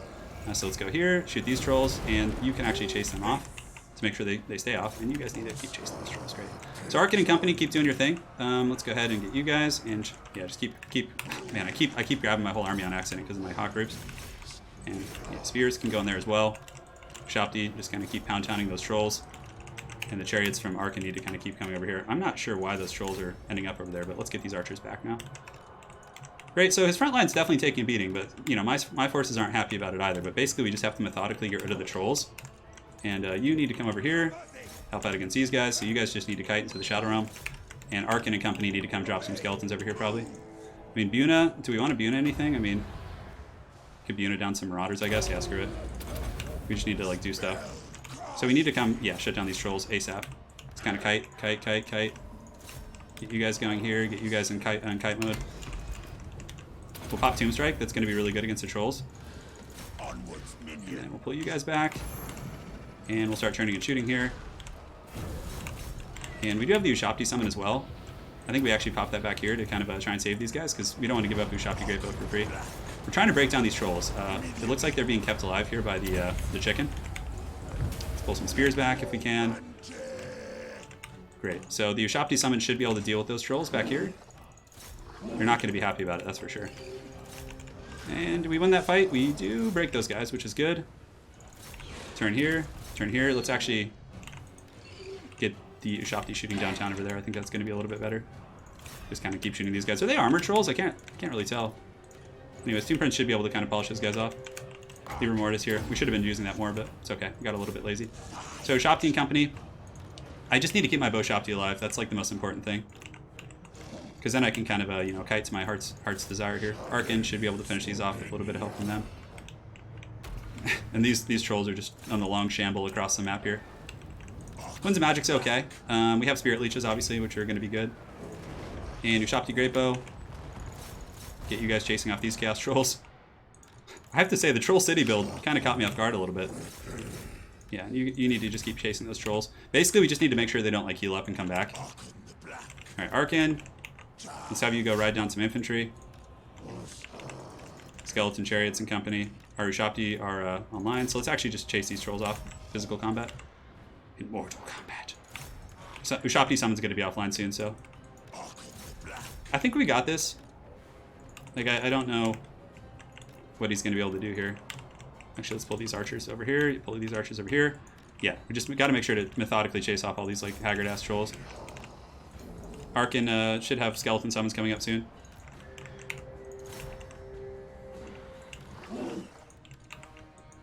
Yeah, okay. I keep thinking my trolls are in trouble. Or my Ushopti, but I realize they're just chasing off trolls. Yes, Arcan, run through them, ride through the witches, burn through the ditches, all that good stuff. Alright, so those trolls... They like split into like two like groups. It's very strange. Alright, so they're pretty much gone. So at this point, we just play a patient game. We just kind of like chase off what's left and then use, you know, our Ushopti Great Bow, which are in good shape still. Those trolls really come back. Oh my god, I let them go for 1 second, you know, and they're just causing problems. We can use Staff and Nagash, it's fine. Usually it's better to wait for skeleton summons for that, but I think in this situation it's okay. Those trolls, are they not broken yet off the battlefield?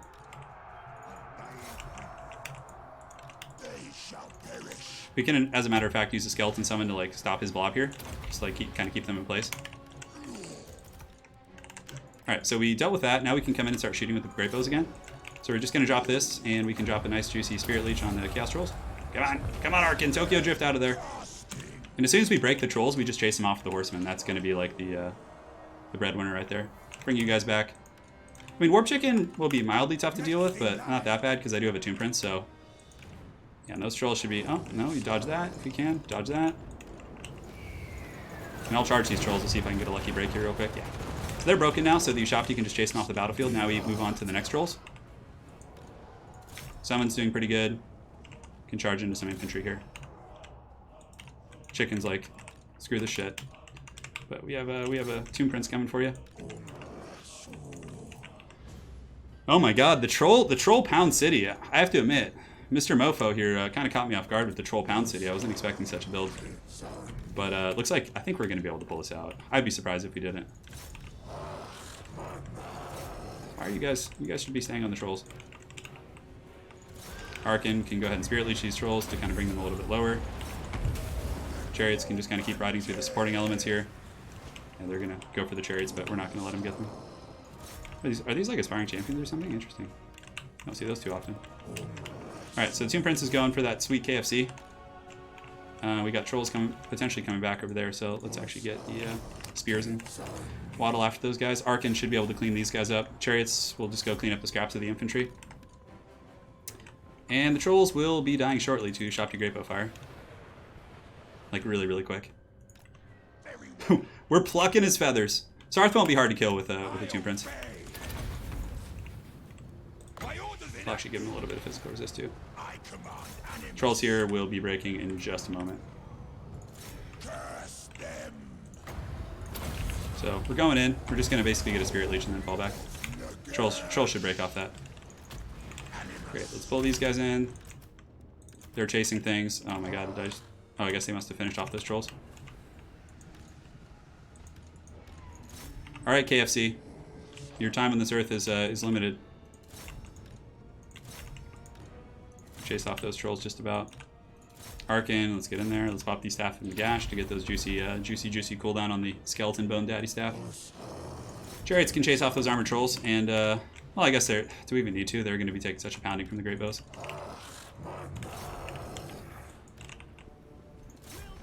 Oh, man. Cue the Benny Hill theme. No, I mean, we have speed to keep up with them, so he can't even guide us that much.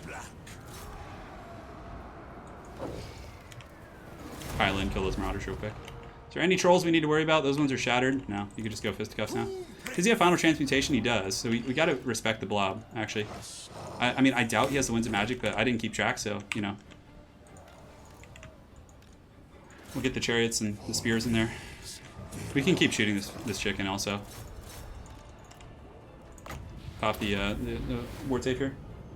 Typically, I mean, what you'd want to do here is you want to grab your chariots and actually protect, like pin in the chicken and keep it from running. But yeah, we should be able to get it. Ah! Sartorial's like, ah, get me in there. All right, so let's go. I mean, I don't want to blob and give him the final transmutation. There's nothing left, so. Ah, down goes the chicken. Oh, pluck it. It was plucked. Man. We got him. We plucked that chicken. The mofo. That was pretty funny. Oh, man. That was something, all right. So we took out the troll Pound Town. Oh, okay, so some of the trolls were armored. You see, I didn't really pay attention to that, but they had a ton of chevrons. I mean, like, if I had gone construct heavy, that could have been scary, like tomb scorpions and things like that. It still was.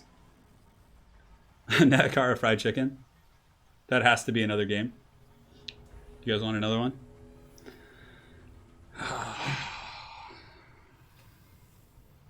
Hold on, guys, 1 second. Hey, we got a donation from William Dobson on PayPal. Thank you, William. I missed it earlier for the 777. I think it was New Zealand currency. Dude, don't laugh at the ranked up trolls. I had to micro hard to defeat that. That wasn't like an easy fight. Give me 1 second. I'll do one more game here. I can do one more. I don't think I'm going to do a magic stream tonight, so I can use the last vestiges of my hand strength. I should have saved that replay, though. That would have been a fun one to cast later. Do you read any Warhammer 40k novels? I do. Yeah, I've read a couple, like Thousand Suns and, you know, Horus Rising and a couple other ones. Yeah, but Paul, I'm not too well versed on the best books, honestly. That's more a question for like Italian Spartacus and things like that.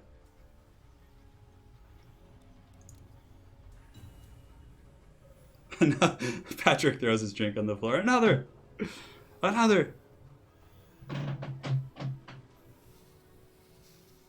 Yeah, well, we'll see. Maybe we'll get someone we know. We're playing X. It's a very intense name.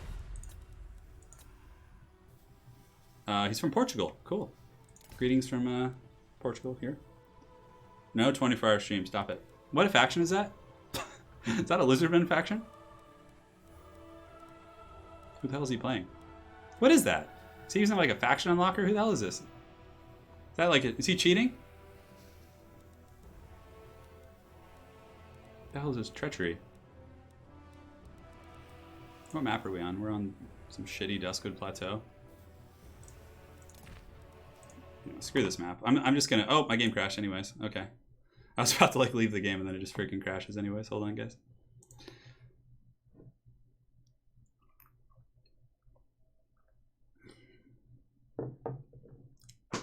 We're firing it back up, boys. This old dog's got one more game in him. Oh, that was Tic-Tac-Toe's faction?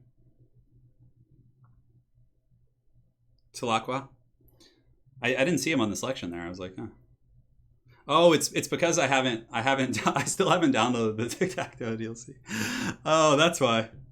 I haven't downloaded the Tic-Tac-Toe DLC. I just like, I don't think I ever did it. Oh, that's funny. I gotta do that still. Okay, well, we're firing up the game again. Hopefully I get the same guy so he can get his match, his glorious showdown. Wow, okay, we found a match instantly. Apparently people are searching. Old blue. Ah. Now we're playing some super intense name here. It's just like a dash mark. Who is it? Is it someone I know? He's got a lot of names. I don't know where he's from. Hopefully, oh, this is like the worst map in the history of the game. I hate this map so much. This map sucks, but it's okay. We'll play Empire, I guess. You guys want some Empire? I want some Empire. Burn, heretic! So we're coming in with Franz Daddy. Oh, yeah, we'll get our blocker up. It's going to be Franzi, though, most likely. I may change it for some mustachio power at the last second, but we'll see. All right, so we got that.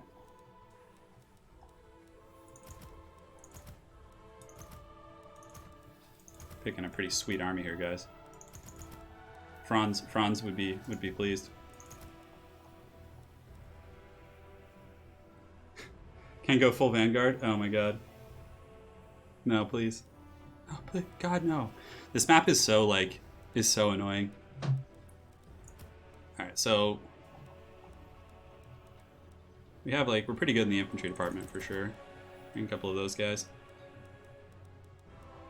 Beastmen. We're not doing Beastmen, guys. We are doing the Empire. Sons of Sigmar are called forth once more. Yeah, he's pretty good. Do that.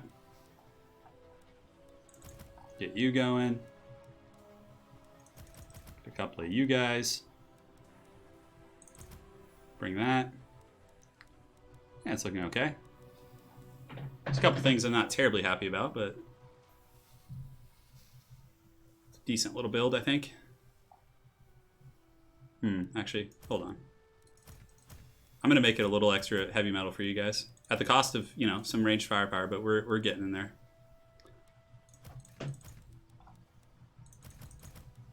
Yes, and ban heretics.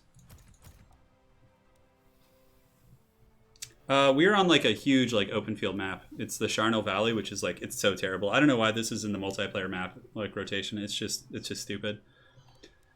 But such is the way of life. Oh man, I almost forgot a caster. That would have been really bad. That would have been embarrassing. I'm always ragging on people for not bringing casters, and then I forget.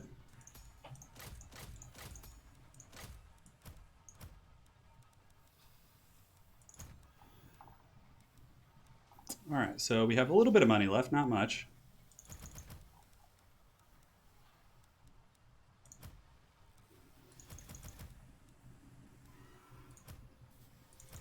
My concern is some of the big monster boys. I mean, I guess I have some decent tools against that.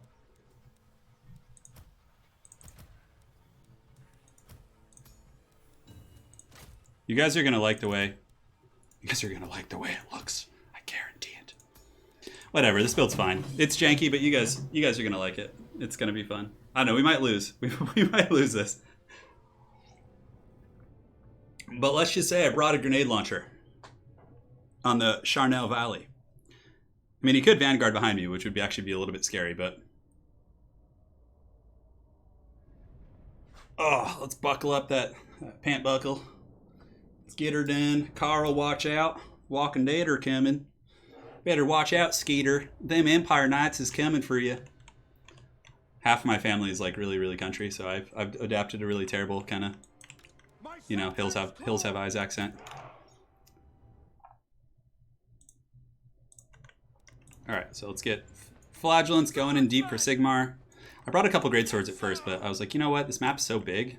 I feel like this is just going to be better. He might deploy up on the high ground, which is fine, but I mean, we have the Hammer of the Witches. Make it Rob Zombie proud. So basically, we want to get a ton of you know, wild skirmishing before the main fighting starts. We'll put the Hammer of the Witches in 6 for now. Put our main core in 5 because we're not really going to be using them that much. All right, so let's get the Demogryph Knights. Knights of the Blazing Sun could be in 1 for now. Those guys are going to be riding up, going ham bone. 2. We have our little Outrider Goon Squad here to go do some counter skirmishing. 4. And this guy can just be with the main army. It's fine. All right, guys. Here we go. You like this map, Blake? Oh, I hate this map so much. It's the worst. All right, so there's nothing behind me. He could have the Miststalkers, so I think we'll take Franzio and just go look around here. But yeah, let's just go start skirmishing here. Basically, we just want to hammer. Oh my god, look at that. Look at that Skinwolf army. Jesus. I'm glad I brought Knights of the Blazing Sun. So he's got some skirmishers up on the high ground as well. The Hammer of the Witches can just kind of hang tight for now. We'll take off fire at will, because, you know. But yeah, I could start poking here. I have to be careful. Okay, Franz is checking. I don't think he has Miststalkers, so we'll bring Franz up here now. So let's go grenade launch those Ice Run Marauders. These guys can kind of hold the gates here. You guys ready for some grenade launcher action? Hammer the Witches is going to turn to face those werewolves up there.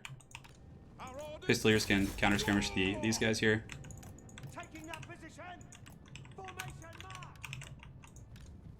Take them down.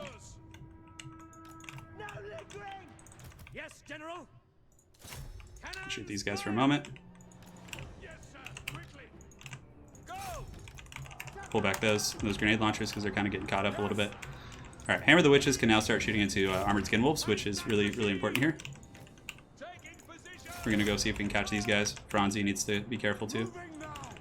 Yeah, it's gonna be. I mean, we could force a fight here, like a pit fight, but I don't know if we'd win it. I think we got to capitalize on the cannon a little bit and use that to try and, you know, get our value where we can.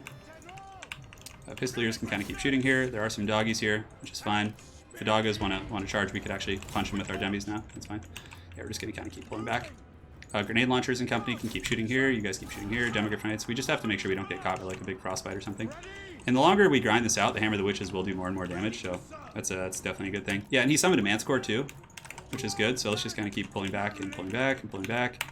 Bronze can come back as well. Was that Wolfric? Yeah, it's Wolfric. Okay, that's fine. All right, so the Blazing Sun. Let's go ahead and keep healing you guys into another dimension. Get our flagellants ready to go. And we need to get our gun line back there. Well, our quote-unquote gun line, right? Pistoliers are doing a really good job, though. I'm quite happy with their performance. Let's go see if we can snipe that Marauder Chariot real quick, because the Skin Wolves are a little bit out of position.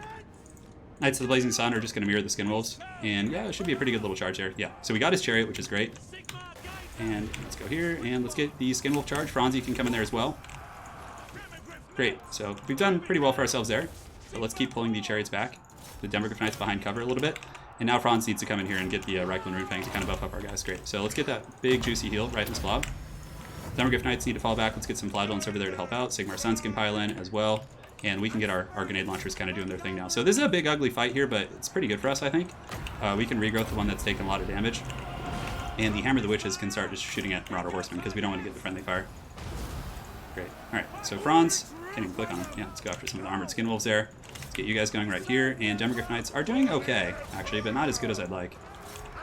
Let's pull these guys back, get some spears to help out. And get these spears rotated over here. I think Franz is going to win this. Should have an Earthblood relatively soon. And our unbreakable troops here are doing quite good. Alright, let's pull back the Demogryph Knights to the best of our abilities. Let's screen here. And keep shooting here. And Hammer the Witches can, you know, shoot at chariots or whatever else, you know, may come. I think Franzi's winning that fight. Earthblood's coming down, so let's go ahead and drop that as well. And Demogryph Knights, we need to get those guys like away from that and just kind of start peeling back here.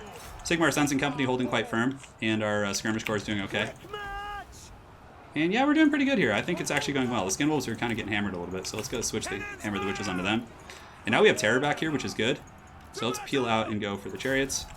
Get the spears kind of holding firm for Sigmar.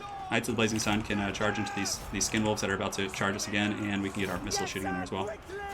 I think that might be an actual Manscore. Anyways, Knights of the Blazing Sun, what do we have fighting here? We can pull these guys back and charge into the Maws of Savagery there.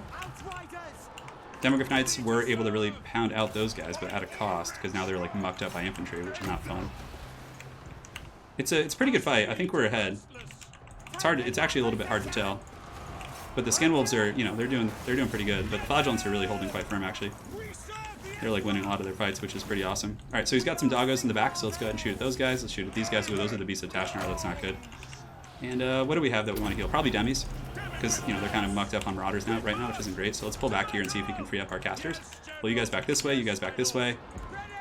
Oh, it looks like we were able to stabilize a little bit, which is good. Let's pull some Knights of the Blazing Sun back there to deal with those. And, you know, Wolfric is the Eternal Challenger, but Karl is the goddamn Emperor, so that's not going to be a great situation for him. Empire! For Sigmar! Nobody can stand up to the might of Sigmar, right? Nobody. It's just not possible. So Karl Franz was able to beat down that werewolf threat and did great. We were able to pin down the chariots. The cannon did good. Our skirmishing corps was probably the weakest part of our game, and honestly, we should have just gone for 3 pistoliers, but I really wanted to bring grenade launchers just in case he didn't have a huge mobile army. Yeah. All right, guys. I should stop now. I've been a bad boy today, but my hands still feel okay, so I'm gonna go take it easy now, so I can have an enjoyable rest of the day. Yeah, the grenadiers were okay. I didn't use them that well, to be honest, but I was kind of like, there was so much shit everywhere. I was just like kind of, they're more meant versus infantry, and he just brought 4 marauders, so like it was mostly the skin wolves. GG indeed for Sigmar all day. The Reikland Runefang coming out and slapping up some werewolves. Always a good time. Well played to my opponent. And guys, thanks for joining. Also, congratulations to Felkon for his 3rd place victory in the Eternal Challenger League. I'm sure we'll see him back in force next season, which is going to be great. And until then, guys, stay tuned. There's going to be Magic streams all week. We're going to have Magic streams probably like 3 nights this week. And then from there, we'll probably have freaking, what's it called?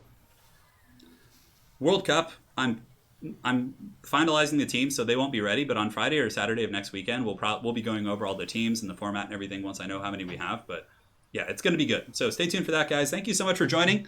I had a blast playing for you all. And yeah, we'll see you guys on the other side, all right?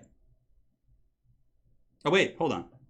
I'm forgetting something. I got to thank you guys for your donations. Mr. Nair, Calamare Cinderpaw, Mr. Nyatek, Austin Harath with multiple Jason Denny, and the great Italian Spartacus. And of course, William Dobson over on the PayPal. Thank you guys so much. It was fun. I had a blast. Until next time, lads. See you guys on the other side. Cheers.